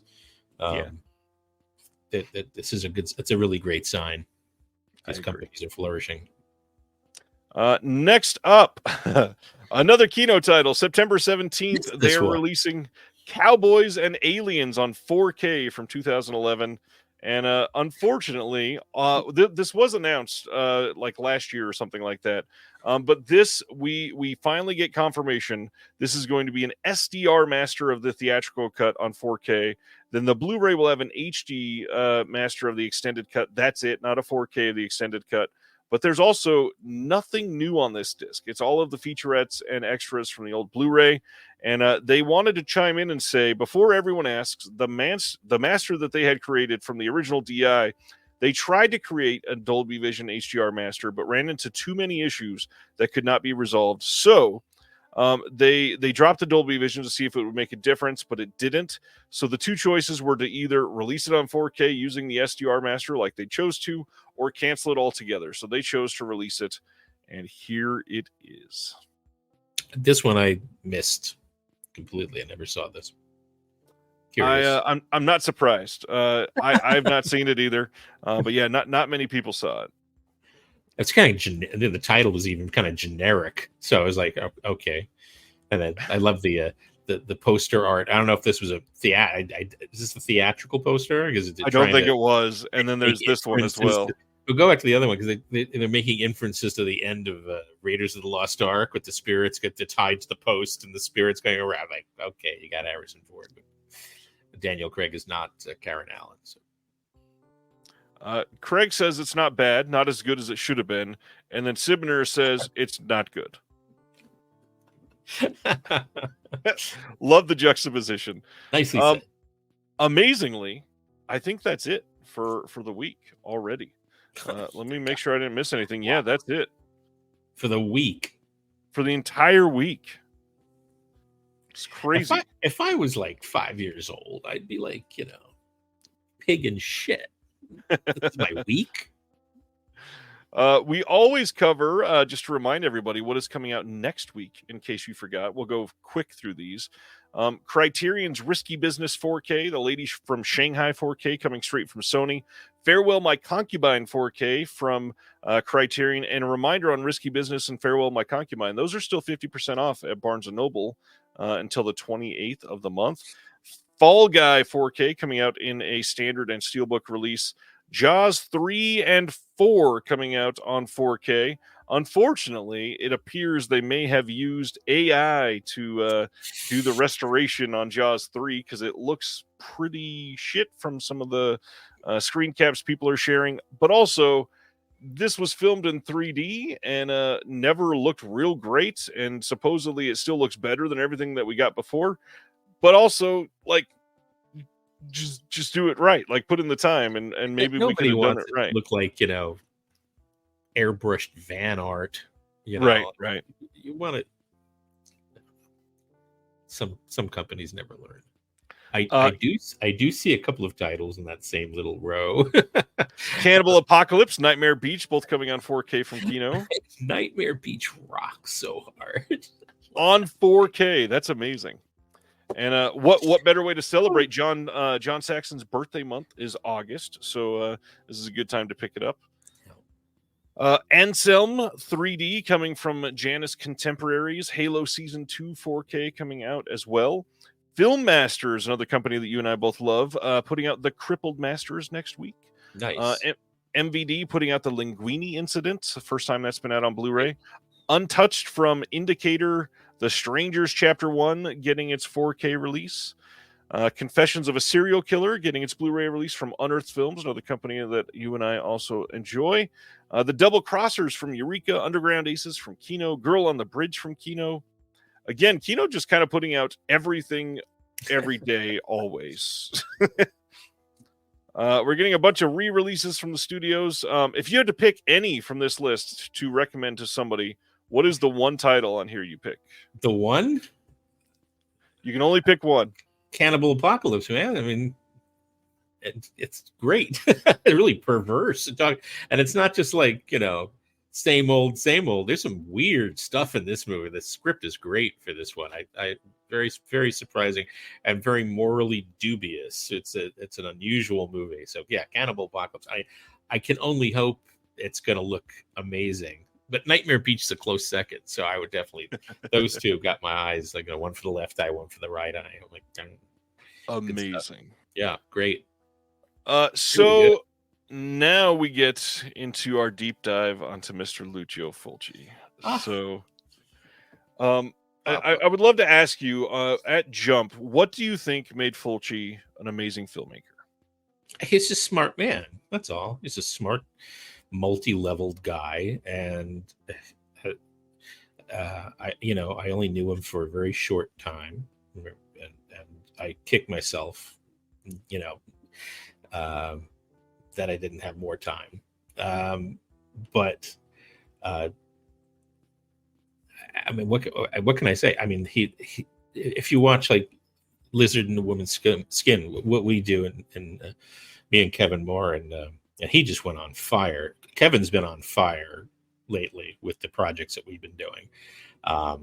And we haven't had a break, really. I mean, so he's, I think he's taking the advantage now and just listening to crickets chirp for a week or so before going back.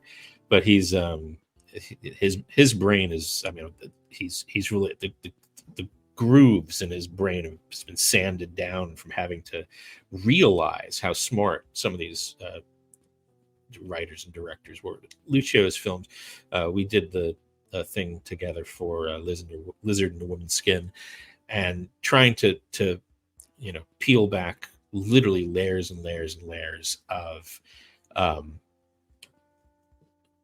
sense that this film is comprised of. I mean, he's definitely heavily art savvy. So the movie is a comment on not just art in general, but it's also how art sort of weaves its way in a therapeutic context to deal with trauma and pain. And it's a very personal film for a few reasons. I won't go into that particularly here, but you'll have to go buy the disc and take a listen to the docs we did. But these guys, I really don't. That's why I don't like criticizing directors, because you could say, oh, what was it? I just read a review of. Oh man, what was it? I was laughing too. Oh man, I can't even remember the date. I blocked the bad ones out. It's just nonsense to me. But I'm getting warmer. It was just this week. It was a review of something where the film was literally praised. It was like literally praised by like a handful of like big directors, like obviously like Tarantino. Of course, he'd be the first one to pull out, but it was also like Scorsese and everything.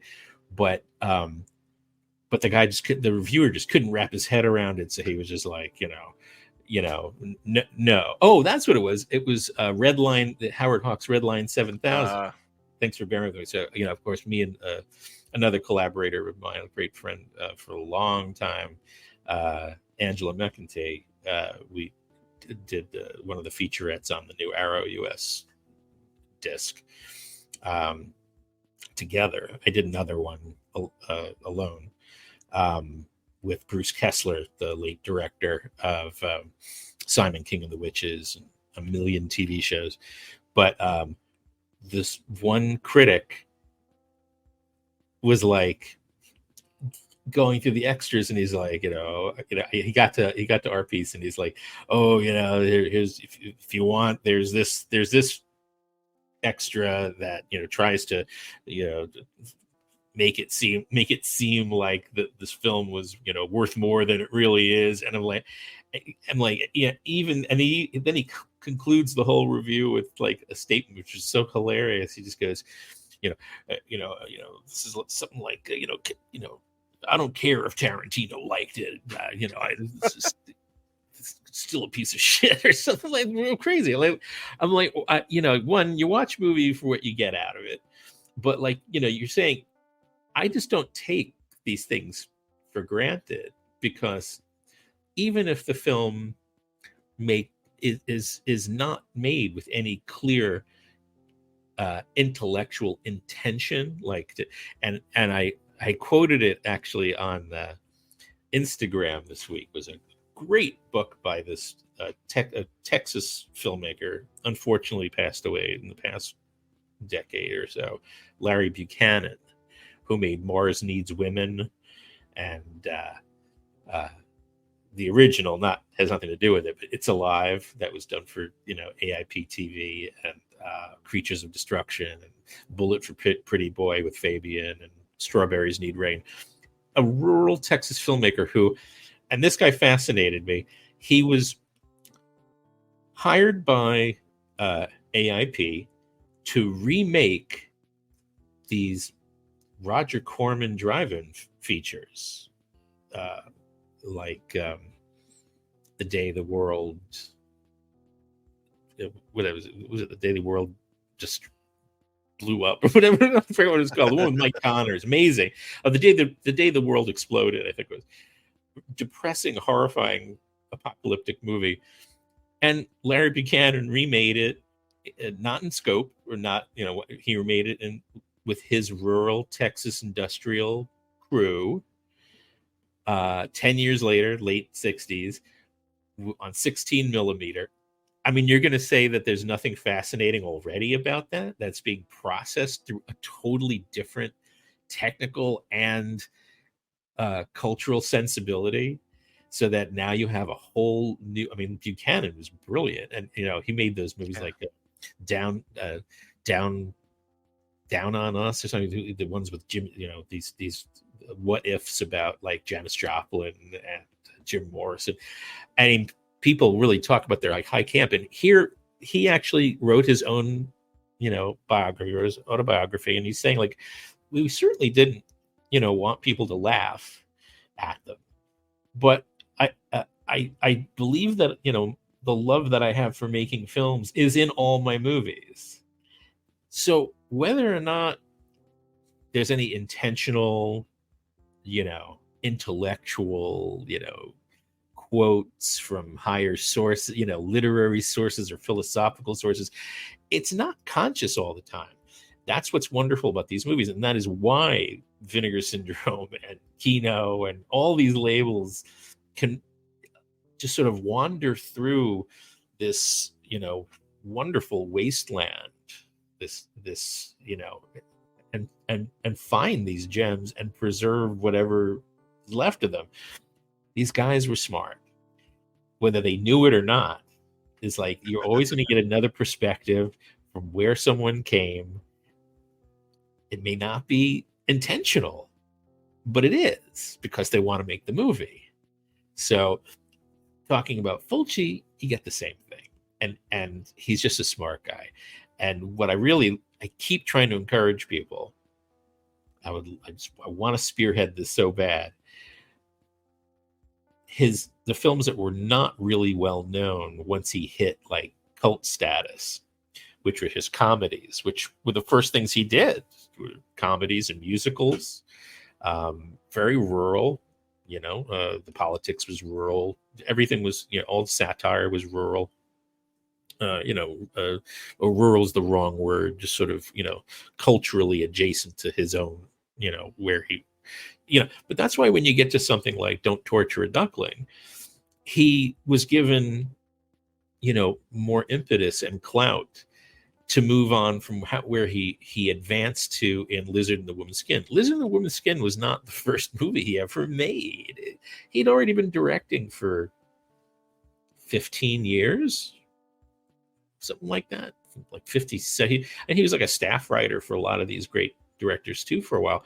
But when he starts to get noticed when you give him a pipeline to an audience that just likes extremely violent, nasty, horror films. No, I mean, the other piece that we did is me and Francesco Massachesi, a wonderful Italian author, but he does a lot of great stuff. Like he translates a lot of the movies that we watch, especially I think for 88 films, he's done a lot of, I think, translations and stuff for him. Yeah. But he's a brilliant guy and has a great care and eye for cultural representation in Italian cinema. And he did he wrote the script that we discussed on Lucio Fulci's films. And you can't have the horror movies without understanding how many Lucio Fulcis actually existed at one time. And he's just representative of a lot of these guys. Umberto Lenzi, I was so lucky to be able to talk to so many of these people for a long period of time before they passed away. Umberto, I never thought was going to go. I thought he'd be here forever. He was wonderful because he was similar to what I experienced with Larry Buchanan. Umberto Lenzi, of course, everyone loves his crime films and then the horror films. And it's different. It's like different groups of people too. The ones that love his horror films, the ones that grew up, they were like maybe not even 10 years old yet in 1985 or whatever, But the crime stuff, the slightly older group, the older brothers or so or sisters of these kids, that's the ones they would encounter more. That generation was the 70s crime films. Now, Lenzi in the 60s made an amazing collection of films, a lot of them with Richard Harrison starring, but they were swashbucklers and they were adventure films. I mean, jungle adventure, or, Raiders of the Lost Ark stuff. Right. And when I was talking to him, I kept saying, what fascinates me is that no one's yet latched on to the earliest ones you did. And he says, that's the stuff that I'm the most proud of. I really would have loved to have continued doing that, but times has changed too quickly in Europe. And I go, well, what's fascinating is that here is an Italian director, similar to Larry Buchanan getting this, AIP package to remake in his own way, reprocess, is that he was doing stuff like, that films that like Raoul Walsh and Michael Curtiz, mainly Michael Curtiz, like these adventure, like the Seahawk or, Beau Geste, or, these great adventure films.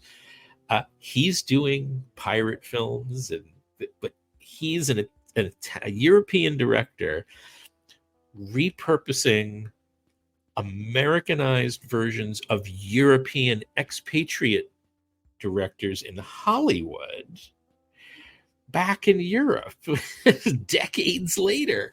So this is like, to me, it's like a gift. Like, what on earth could he be so there's a totally different thing coming out of it, a different perspective of the same perspective, uprooted, moved to Hollywood, Americanized, and then suddenly reappreciated from people who the original directors were European too, but they were basically running for their lives and to get to the United States. So this is really a great opportunity to start, investing and looking at these movies and the people, and not just saying, oh, they're just superficial, it's just horror stuff, or it's just, there's a lot of great gifts that they're handing you, but Fulci especially. Fulci's a wild guy.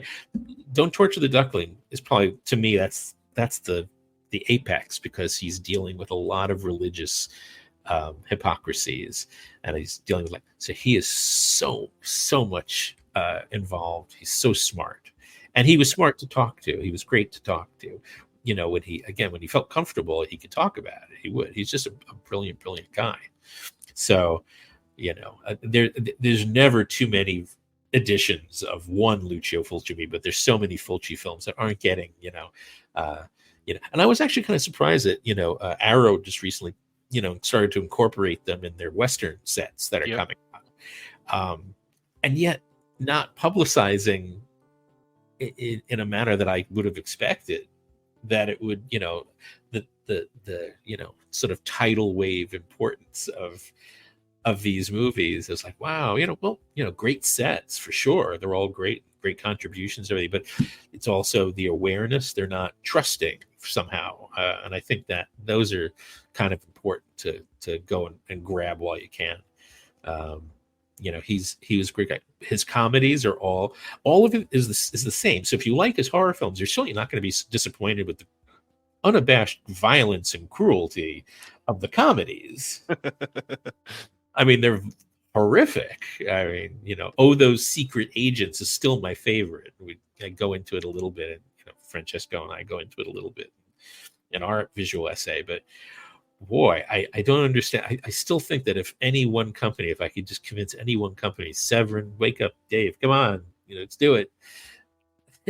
You can't. It's only going to knock it out of the park. I mean, it's an amazing wealth of stuff that's just not being accepted yet.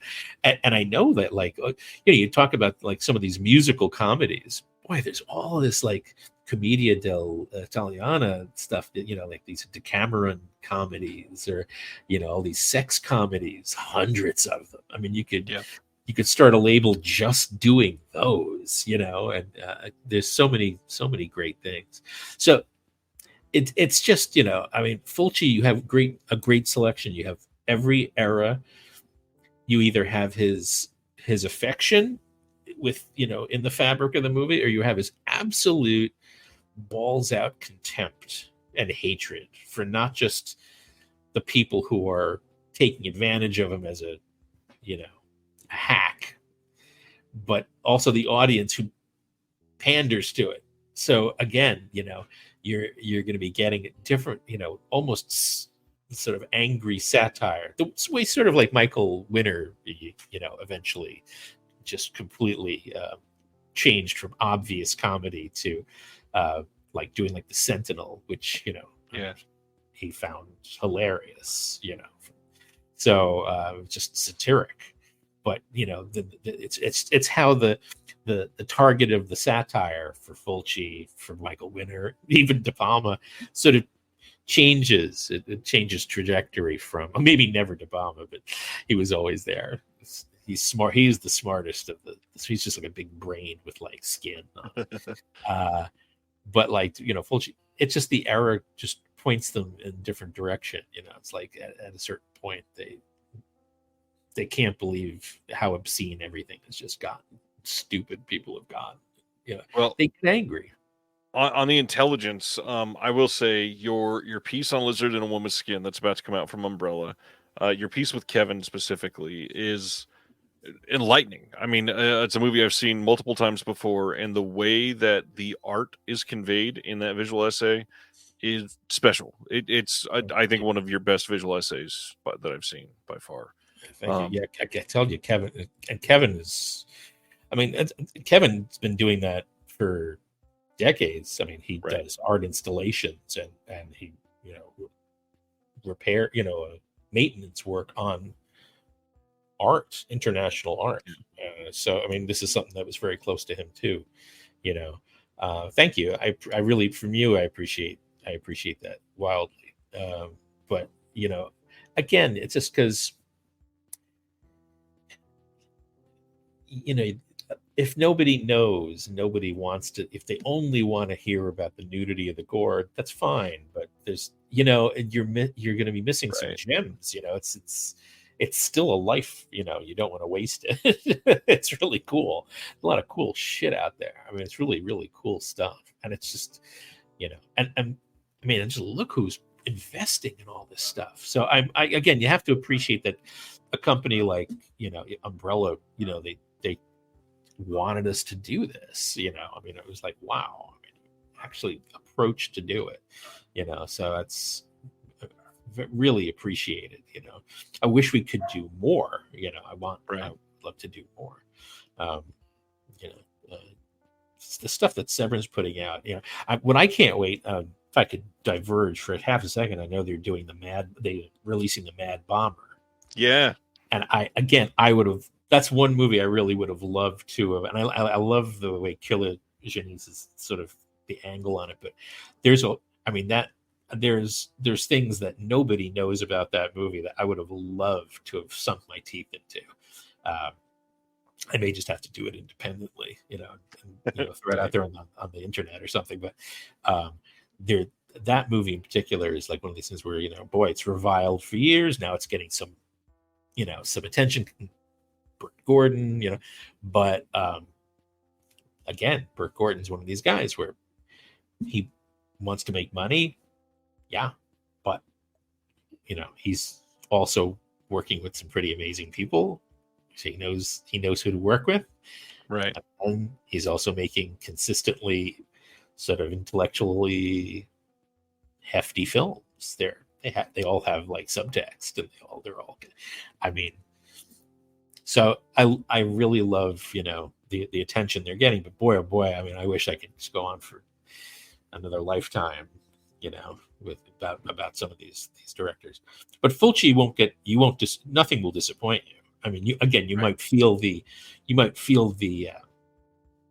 hostility, which is kind of, but I'm sure it's what he was hoping, if to shame somebody. Oh, a Silver Saddle. Yeah, I know. That's amazing. Who's doing this at 88 Films? So, I don't know who's doing Silver. Someone's doing Silver Saddle recently. I think they announced it. I forgot. That's another amazing one. Yeah, that's what the Westerns.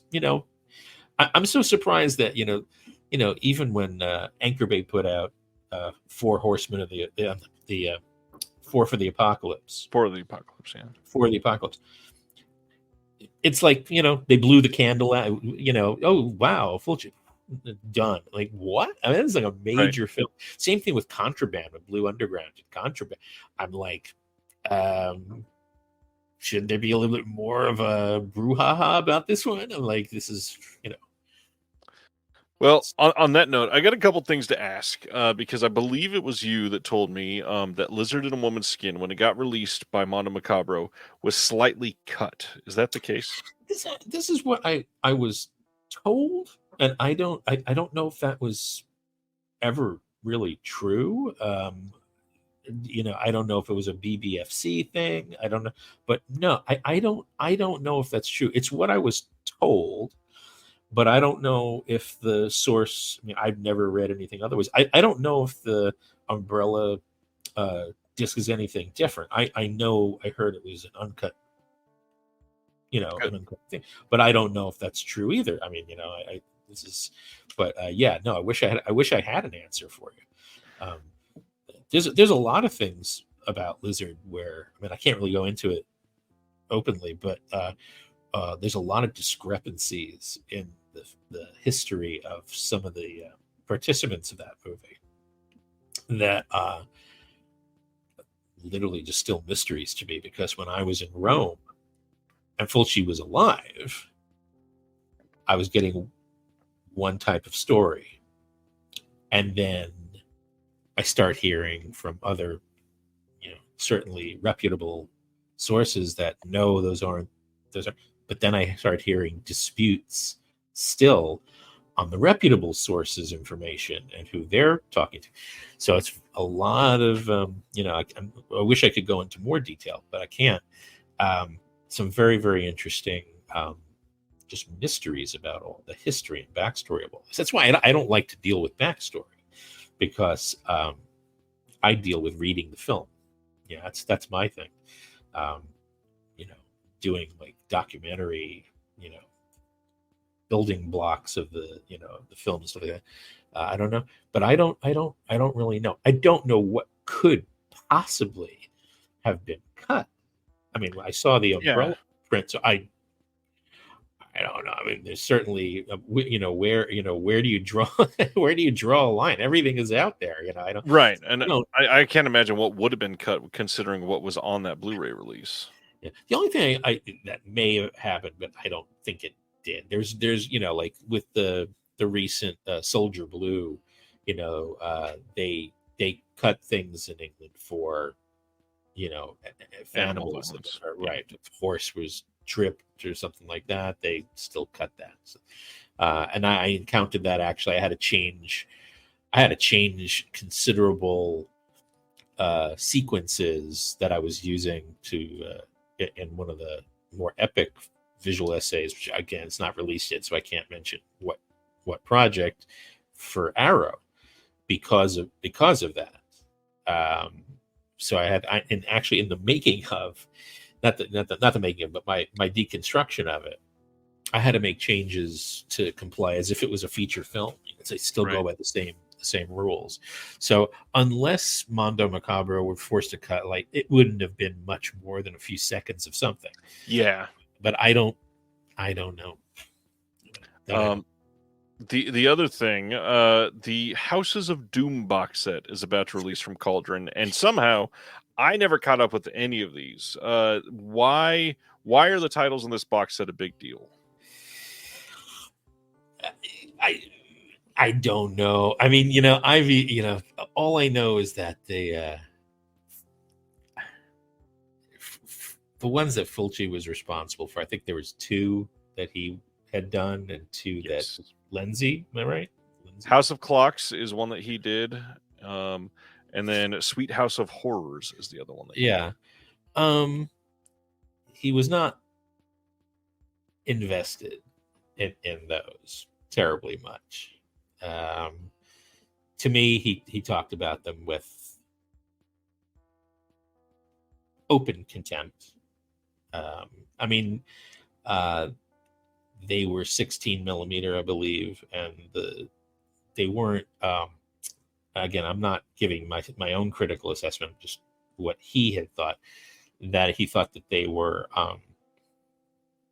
technically a night and day, not representative of what he wanted to do. So he didn't discuss them with much fondness at all. Again, I enjoy some of them. There's a few. I think he had his heart more in things like Doors of Silence, and what's the Ghost of Sodom. I think those, the ones that he could work with, people that he had worked with over the years that were a little, but I know he was not terribly enthusiastic about having to do them. There's also, I've heard also, again, this is all hearsay from me. I mean, when people I was talking to down there, I know that maybe there's people who like directed the scenes when he wouldn't even show up. Right. But I'm sure these releases will probably cover it in some way. I mean, I'm imagining because they'd be speaking to more people. I know people like Eugenio Orcolani. I mean, I'm sure he's he's interviewing the entire nation all at once. So I mean, I'm sure he'll get down to the nitty gritty eventually. I was talking to him the other day, and Cauldron's about to release this Lenzi and Fulci box set, and I think it should be shipping within the next couple of weeks at this point, or 3 weeks, 4 weeks, something like that. And Eugenio was telling me that he thinks next year Cauldron might have the most exciting slate of any label, and that coming from somebody that is covering as much as he is, that's a big deal. And Cauldron is going to be stepping up to the plate. It sure sounds like they've kind of stepped up already. I mean, they're definitely. You know what I mean? They're definitely getting there for sure, where they try. But yeah, I mean, you knew, you kind of knew it had to be coming. And I'm glad to hear that they're getting, response to their releases for sure. I keep thinking it was really terrible when I was. I think I talked about this with you once before when Fulci was in at the Fangoria convention, which was a horrible disaster for him. That was terrible, but he was not prepared. No one in Italy, certainly not none of the producers, were informing him that the films were doing well, anywhere outside of Italy at all. They didn't want to get the ego too high so that they could afford him anymore. But but when he saw the line, I mean, it was like a 4-hour line of people waiting for just getting a poster signed or something.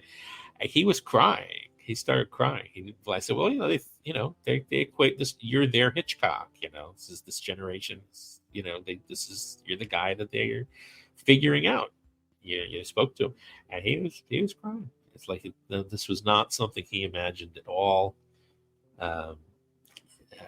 It was pretty. It was a very human guy, not certainly not arrogant. They don't allow that in Italy. You're not allowed to have arrogance or any kind of self-assured, but he was definitely worth it, for sure. I bet. But yeah, I mean, again, what's exciting is there hopefully will be a moment when all his other films will be like, we found a moment to do it. We found the right moment that you think people would appreciate, a Celentano comedy, musical comedy, and you're like, oh, I can't quite wait. Look, if Radiance is doing, Macchi, Jean-Pierre Macchi films. Yeah. Macchi, he was one of the most despised directors, international, European directors, French directors. He was despised for decades. When I said that I was loving Macchi films maybe 20 years ago, whoa, I was lucky enough to start finding them, and I was like, people were fan subbing them and under the table. You were ridiculed. Had some friends, not of this generation, a different generation now, really applauding him. But I had fights with people who were just like, you're out of your mind. You love the worst directors. And I'm like, I am not picking or choosing. They're just Right. I'm just encountering. It's not really. I'm not just saying I like lousy directors. I mean, Maki is not someone that there you go. Radiance is invested in Giving it a one lot of box. love. Hopefully there'll be more. There certainly are enough Jean-Pierre Maki films to blow people away repeatedly. He certainly doesn't repeat his genius more than he keeps changing the game. So looking forward to that. But there's a lot to these guys left. And yeah, you can look, they were hired. A lot of them were hired hands. They didn't have the the freedom someone like Maki. I mean, Fulci did not. He didn't have the respect or the freedom to make a movie. Certainly after the Psychic, really that was a personal film for him. He had to sneak little things in if he liked the production. He preferred working with people like Sergio Salvati. What's interesting to me though, all these labels are willing to put all of their time and energy into these well-known Fulci films. Do you know of any reasons why none of the comedies have ever come out, or do you think it's just because it's too much of a risk? I have no idea. They're brutal. They're so hilarious. They're really. I mean, I'm hoping that's why I kind of jumped at the chance with Francesco to do the second piece that we did on Fulci for the umbrella thing. It's just to show people, I mean, what's holding you back? I mean, Right. belly laughs and some cruelty. I mean, it's just not disappointing in any way. Right. I mean, the Franco and Ciccio stuff is stunning. In fact, there were a couple that I thought were so good that when I said, oh, this must have been from like maybe later. When did he keep making them in the 70s? This is before I knew. And I'm like, oh, this must have been at least 72 or 73. And I'm looking like, no, 1966. And I'm like, wow, still ahead of the game, I guess. Okay, wow. I mean, Fulci, his musical comedies from like the late 50s and very early 60s, Barbara Steele's in a very early one of them, and she had nothing but great memories to tell me about Fulci. Wow. I mean, no, I mean, not even a hesitation.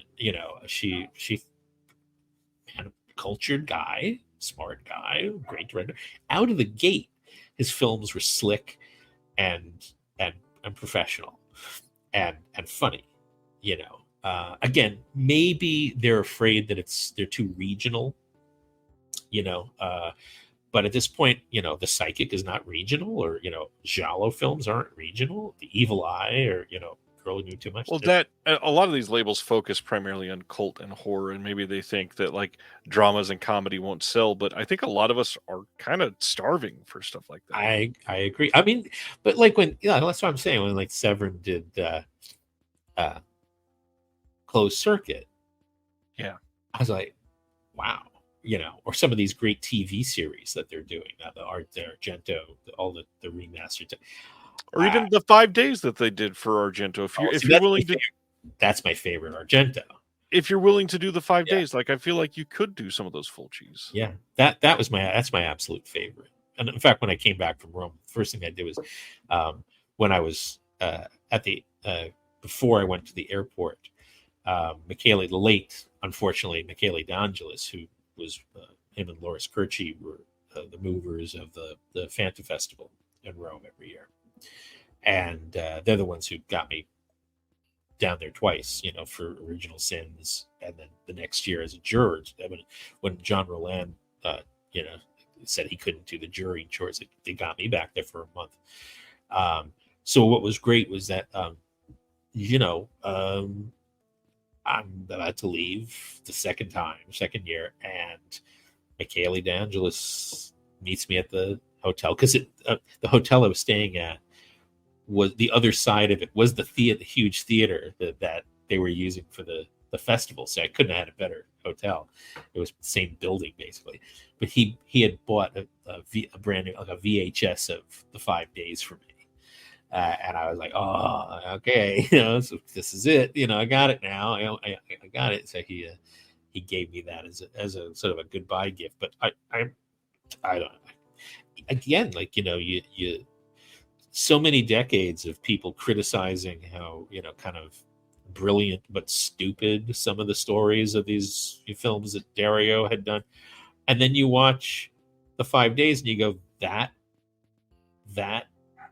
is brilliant. Like that's a satire. It's a cultural Right. satire, and he tried to do that. It's like something that Bertolucci, who he collaborated with before. I mean, they're cut from the same mold, but when you want to make yourself, when you want to present yourself as a commercial director, I guess you learn it's never going to go outside of Italy.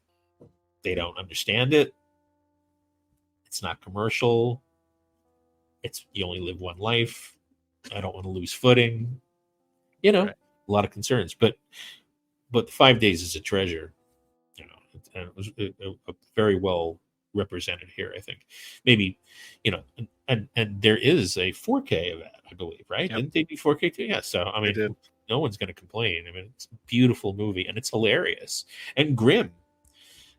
But that's that that kind of like then you go from I start from the 5 days and I would go around. It's like a pin, and then I'll search around it. Same thing with like Fulci stuff is like really like live in your woman's skin and don't torture a duckling, like maybe even one on top of the other, just a little, and then you can scan the periphery, and there's attempts everywhere, but but then you become a victim of each era commercially, and I know that Fulci was just not a happy guy in the last couple of decades. Bad, no respect. Right. So, For Fulci, I happen to make a top 5 list of 5 that I think are the ones that I hold close. Did you go through the trouble of making a list, or it's like impossible for me. I don't even think that way. I mean, I there's first of all, it's too many that are just amazing. Like, right? 5. I couldn't, all the ones that were done like for Fabrizio D'Angelis, I really think are fantastic. They're like Maurice Sendak, fantasies. They're dark and colorful, and and just having talked to Sergio Salvati and how really that it was an emotional thing for him to work with Fulci as well as a job. They loved working as a little family unit, the very small crews. So those are all. I mean, how can you pick?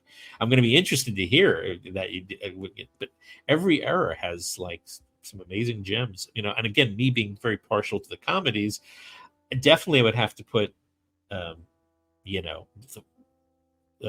those secret agents in there. I think that's a top on my that would be one of the top ones on my Fulci list for the comedies. I think that's just priceless.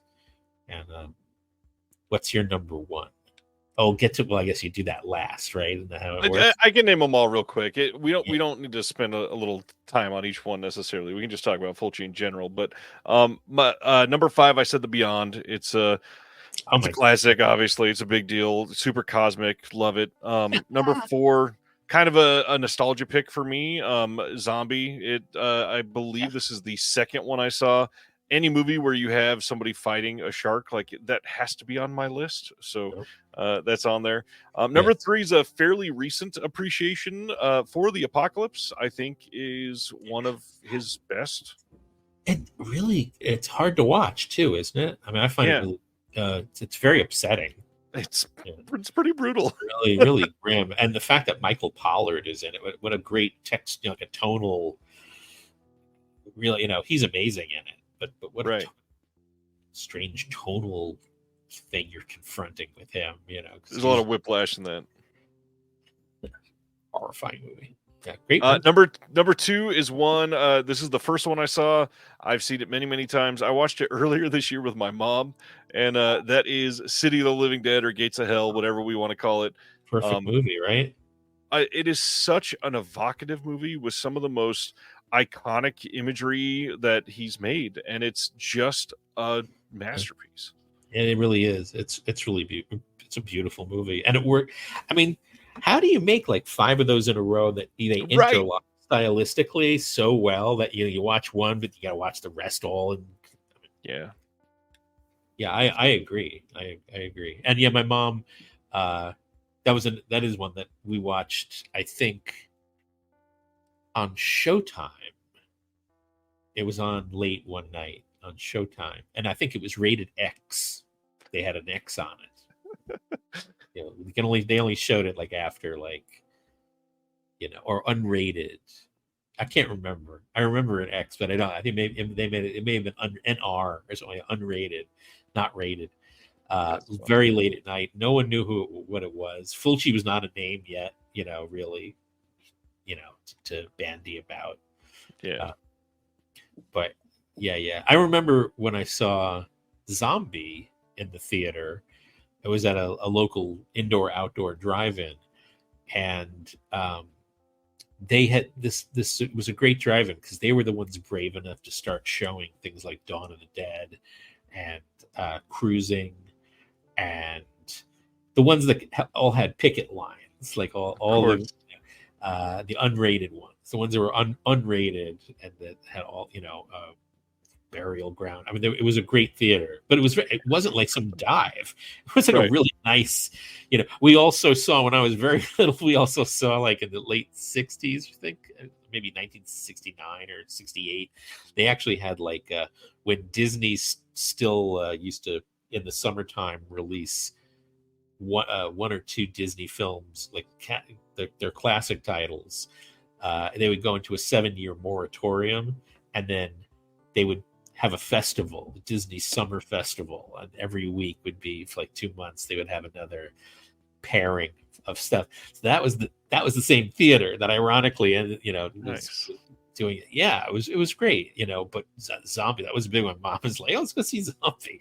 It was like she saw the big, no one under 17. Yeah. Oh, that's where. Let's go see. It's got to be something.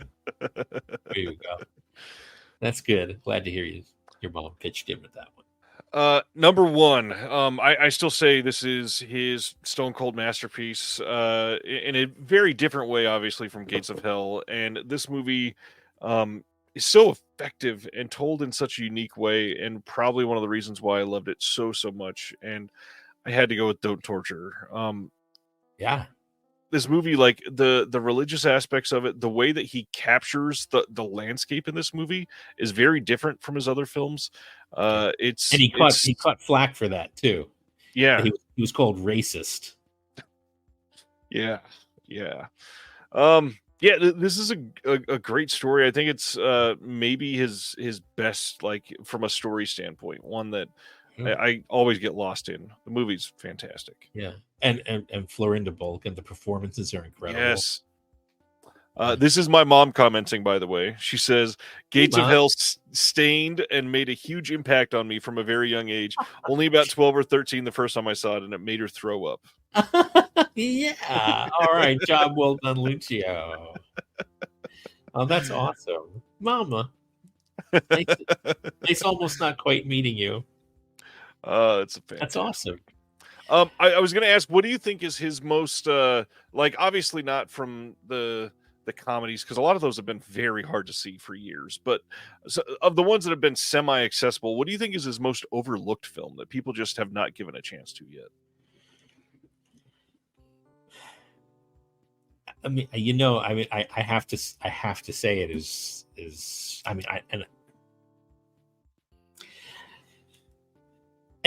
weird because times do change.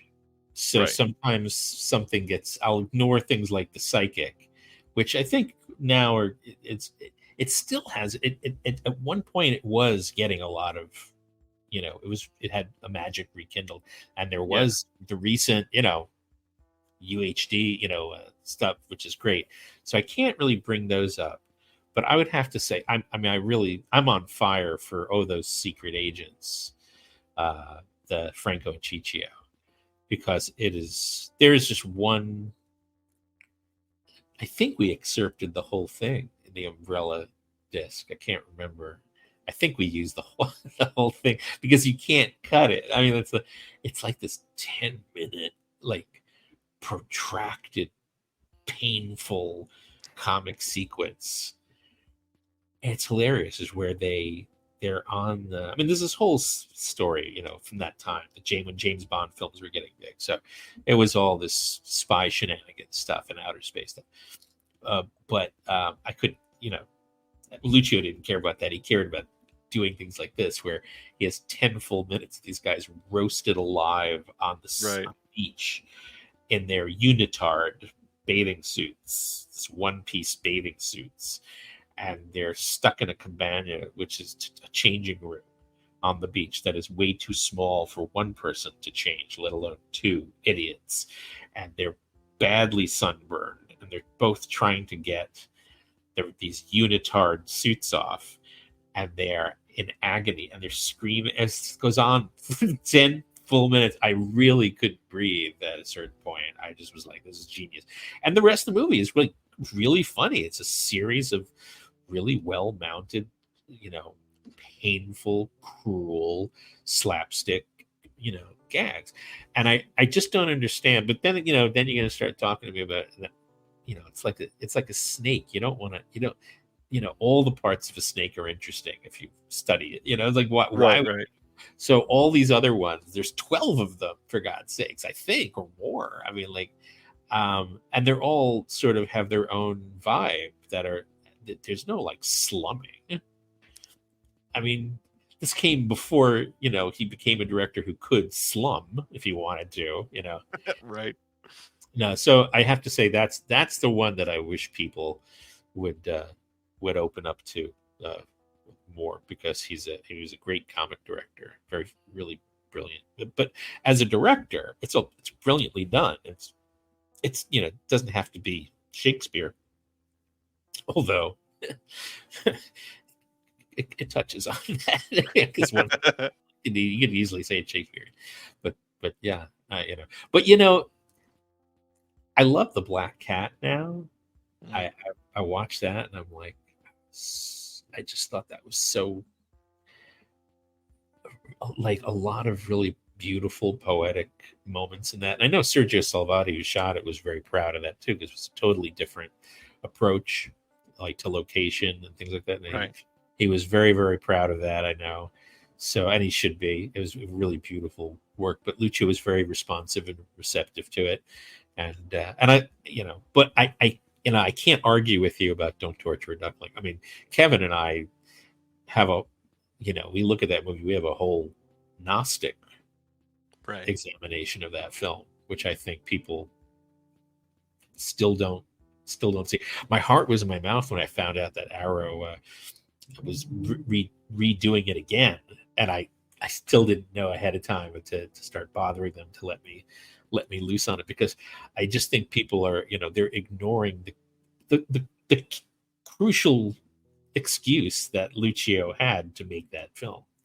I think he really found a sort of a spiritual harmony within that movie, and it totally altered the way he made the most important sequences in the film. So hopefully I'll find a way to, some kind of an excuse to get that thing somewhere where people will be able to see it. I've been waiting for somebody in the U.S. to do the same film that 88 Films did years ago, Conspiracy of Torture, Beatrice Genci. Yeah. Somebody needs to get that one. Not a fun movie, but no. Makes a pretty painful double with that For the Apocalypse. You won't be able to sleep for a week. It's so depressing. If I remember right, didn't Fulci love that one quite a bit? Oh, I think that was his, this was, who knows what he, he talked to a million people. He would say a million different stories. Right. I really think that Don't Torture a Duckling, and I know that whole arc of, from like 68 to 72, it was like the most important moment of his career, because he was so busy. He was allowed to develop them himself. Like he was allowed, he had a voice. So he was a director. He wasn't a horror. He wasn't pigeonholed yet. I mean, and don't forget how, I mean, like he was doing stuff that really people were not getting away with yet. He was really kind of started. He proved to people like Lenzi or just myriad of other directors at the time what you could get away with. I would never sneeze at like Sergio Martino, of course, who's he's a commercial director by choice, but Torso is another movie that he did. I spent time with him back when I was in Rome doing the Fana Festival also, because I interviewed him also for Fangoria back then. What a wonderful guy. I mean, like, just an incredible guy. But Torso, it's astonishing piece of direction. I mean, and same thing. It's about art. It's about sort of how any realm, like police work, whatever, that anything that abstracts the human form for a purpose is perversely connected to art in some way. So that movie deals. I mean, how can they not? How could, especially men of that generation who are probably in their 80s or 90s now, how could they ignore the fact that where they grew up, art was it was like almost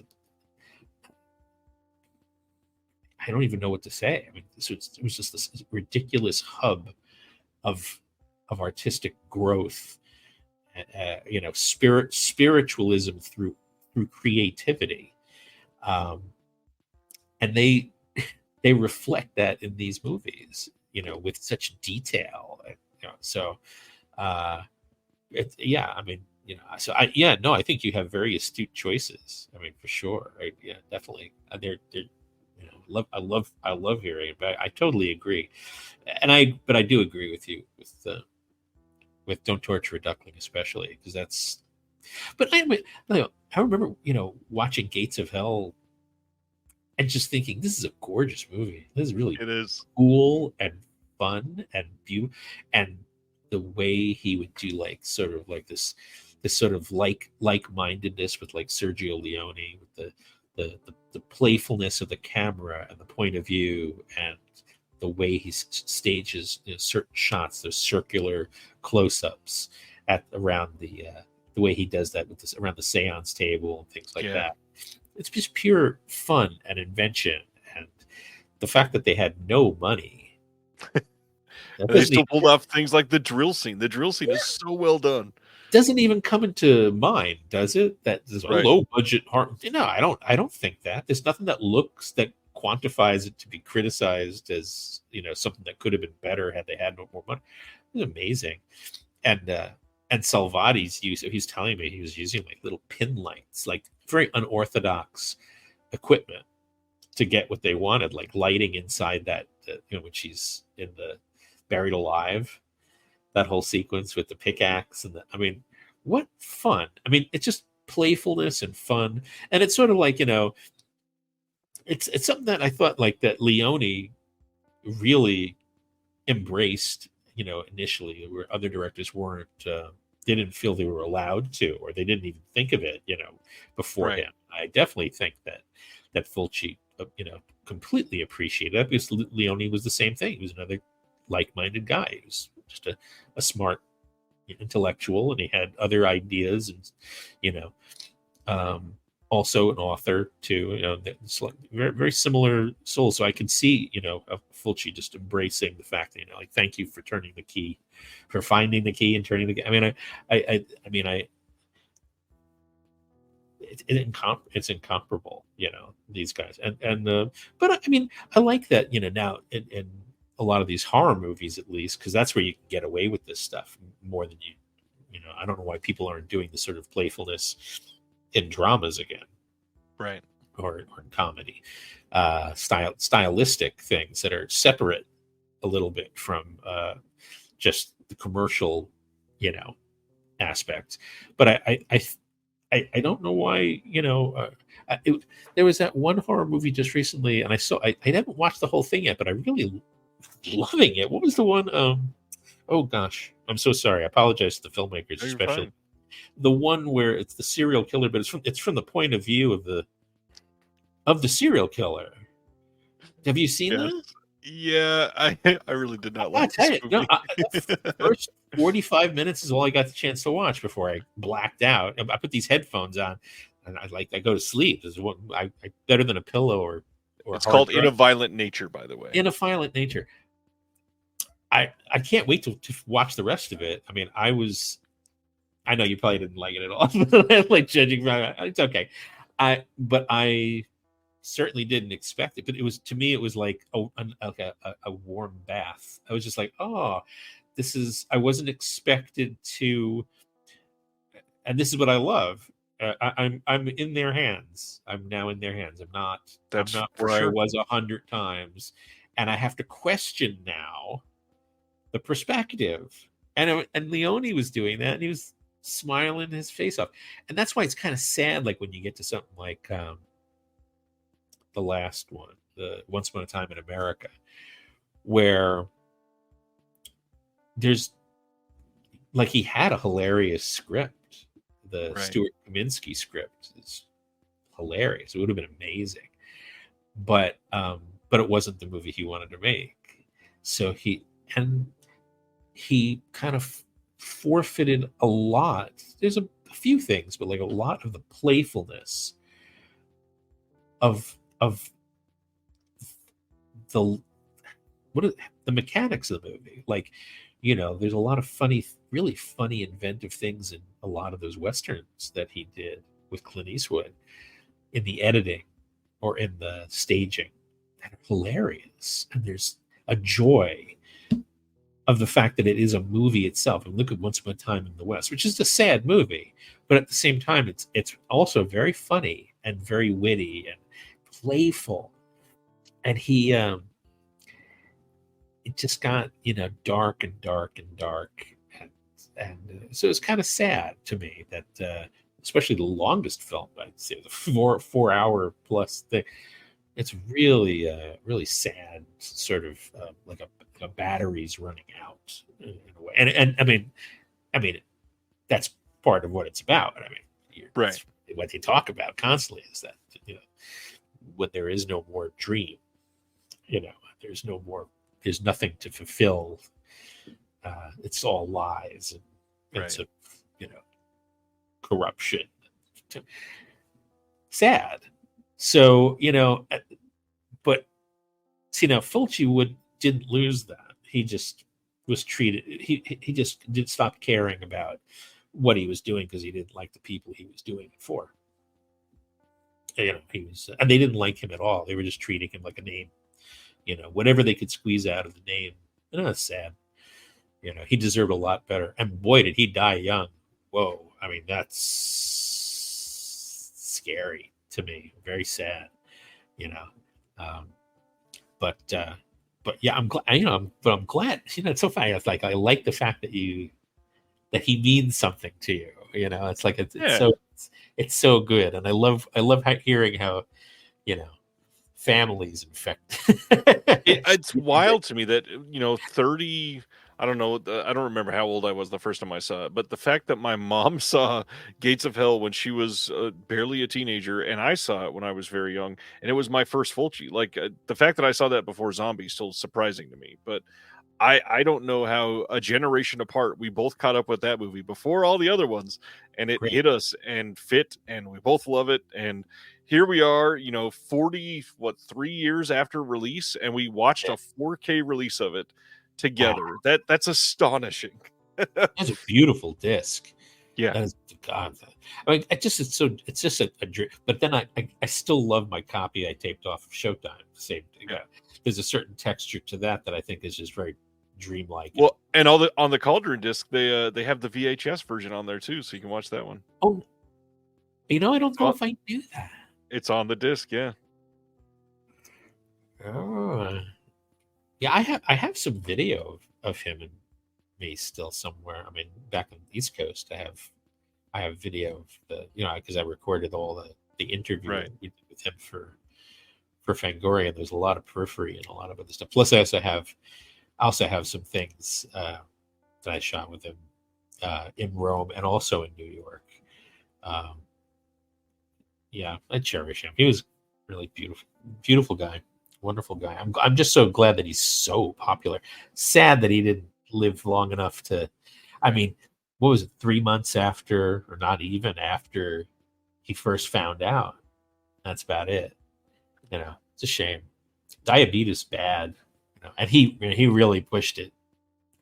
He pushed it to a limit. I had to take a piece of cake away from him in New York. He's like, Yikes. yeah, no, I no, that was had I known then what I knew now about diabetes, because I'm diabetic, I'm like, whoa, no, no, no, bad news. But you only have one life. Do what you want, right? He was a good That's guy. true. But yeah, I love the fact that now it's your show every week.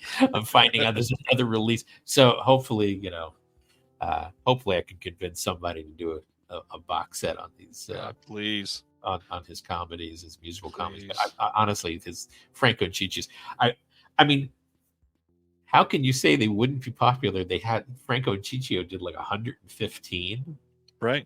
and they're amazing. And Francesco Massachese's been sending me. Luckily, he finds them for me, like when if especially if there's any kind of subtitle. Sometimes they do come out. And like Amazon for a while was really doing it. They were pumping out a lot of these, with subtitles. A lot of different international subtitles. Uh, couldn't believe it. There's some really great ones out there. So so it's leaking around there now. People are seeing, but I would love to get some with a good box set with some in-depth analysis of these things. They're great. Too Yeah. much fun. Too much fun. But yeah, thank you for prodding people. It's Of course. keep it alive. It's good stuff. Have to. Well, I know that we both have a lot of work to do, so we should probably call it a night. Thanks for the long conversation on Fulci. He is a mastermind, and I'm always happy to talk about him with you. Yep, same here. Thank you so much, Ryan. Yeah. Recently announced titles that you have coming out. We've got the Primevals. We've got we've already talked about the Umbrella one. Are there any other ones that you want to highlight at all? Kevin and I are really super proud of the Fernando De Leo, the Italian Connection visual essay. It's almost an hour long. I mean, and it deserves it. Another director pigeonholed and commercially, sort of assigned as but another guy, like what we talk about, he was fueled on not just American but international film noir. Who dat? Thank you. It's wonderful seeing you. That's Ronnie. Oh, thank you. I appreciate that. Find me on Instagram. Find me on Facebook. I like you. He's just a really super smart guy. He loves cinema. He loves literature, but especially, and this is where I love, like Kevin just goes to town, is when it hits about religion, hypocrisy, and I mean, boy, oh boy, and I just think that one trilogy that he did, which was funny because they refer to it as the Milieu trilogy, which is very misunderstood. It's not. It's a disorienting thing. Again, very commercially minded, saying it's about gangsters and that time in history, but it's about Fernando De Leo and how he sees the culture of Italy poison itself repeatedly through history until finally it arrives in a confused, programmed mess. And to me, it took on look what's happening in America right now politically.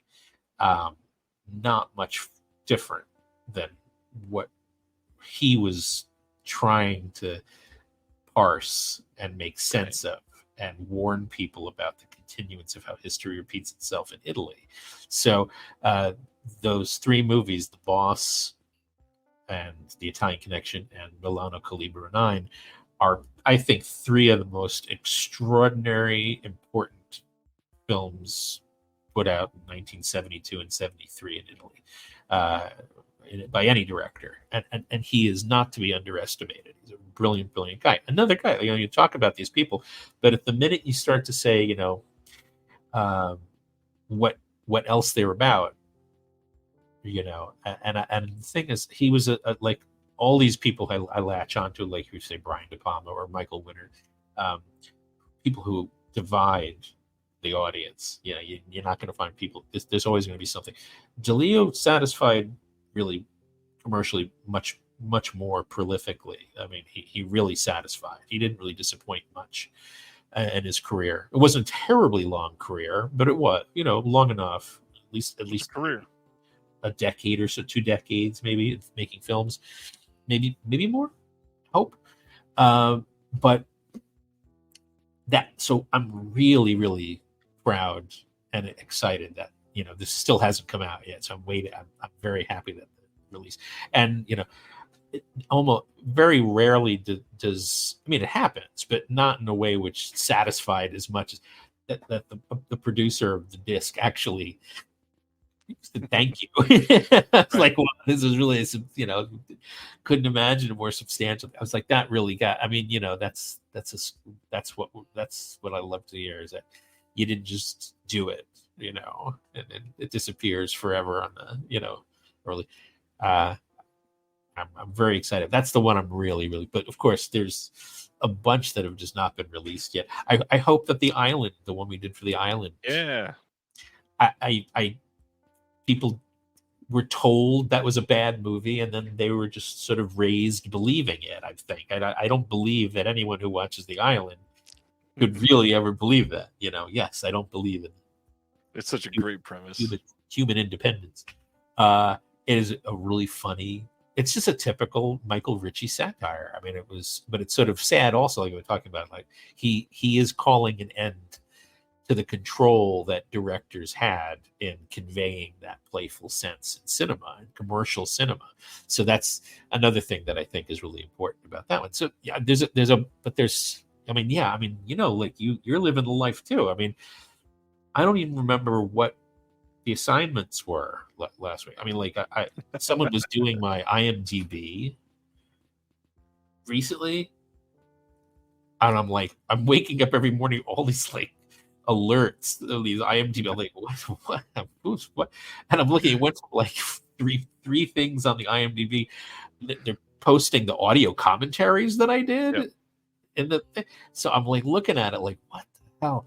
And I forgot all these things, like the ones that I did film masters, the Roger Corman, and I only just done pretty recently, but my brain is not allowed to. I mean, aren't you getting kind of punch drunk, like doing? Oh yeah, I tried to think earlier just how many labels I've done special features for.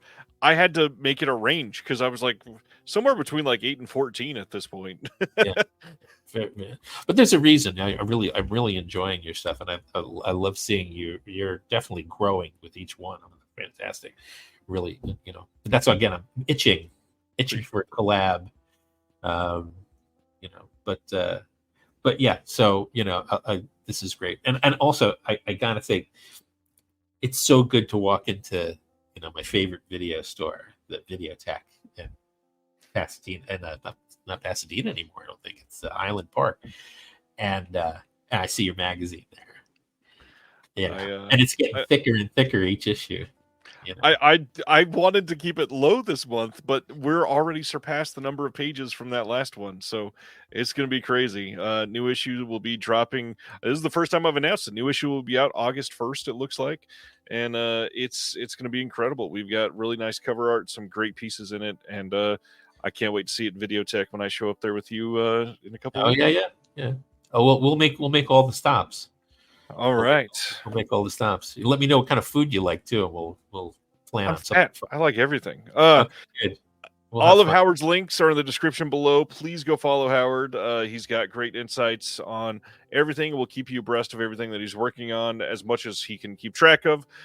Beyond all that, the last couple of weeks have been really kind of special on the show every Thursday night. Tonight is no different, but beyond that, the next couple of weeks are going to be just as special. We got new things coming, things that have never been done before, and can't wait to hang out with everybody every Thursday. And we'll see you all next time. Anything else you want to say before we go out, Howard?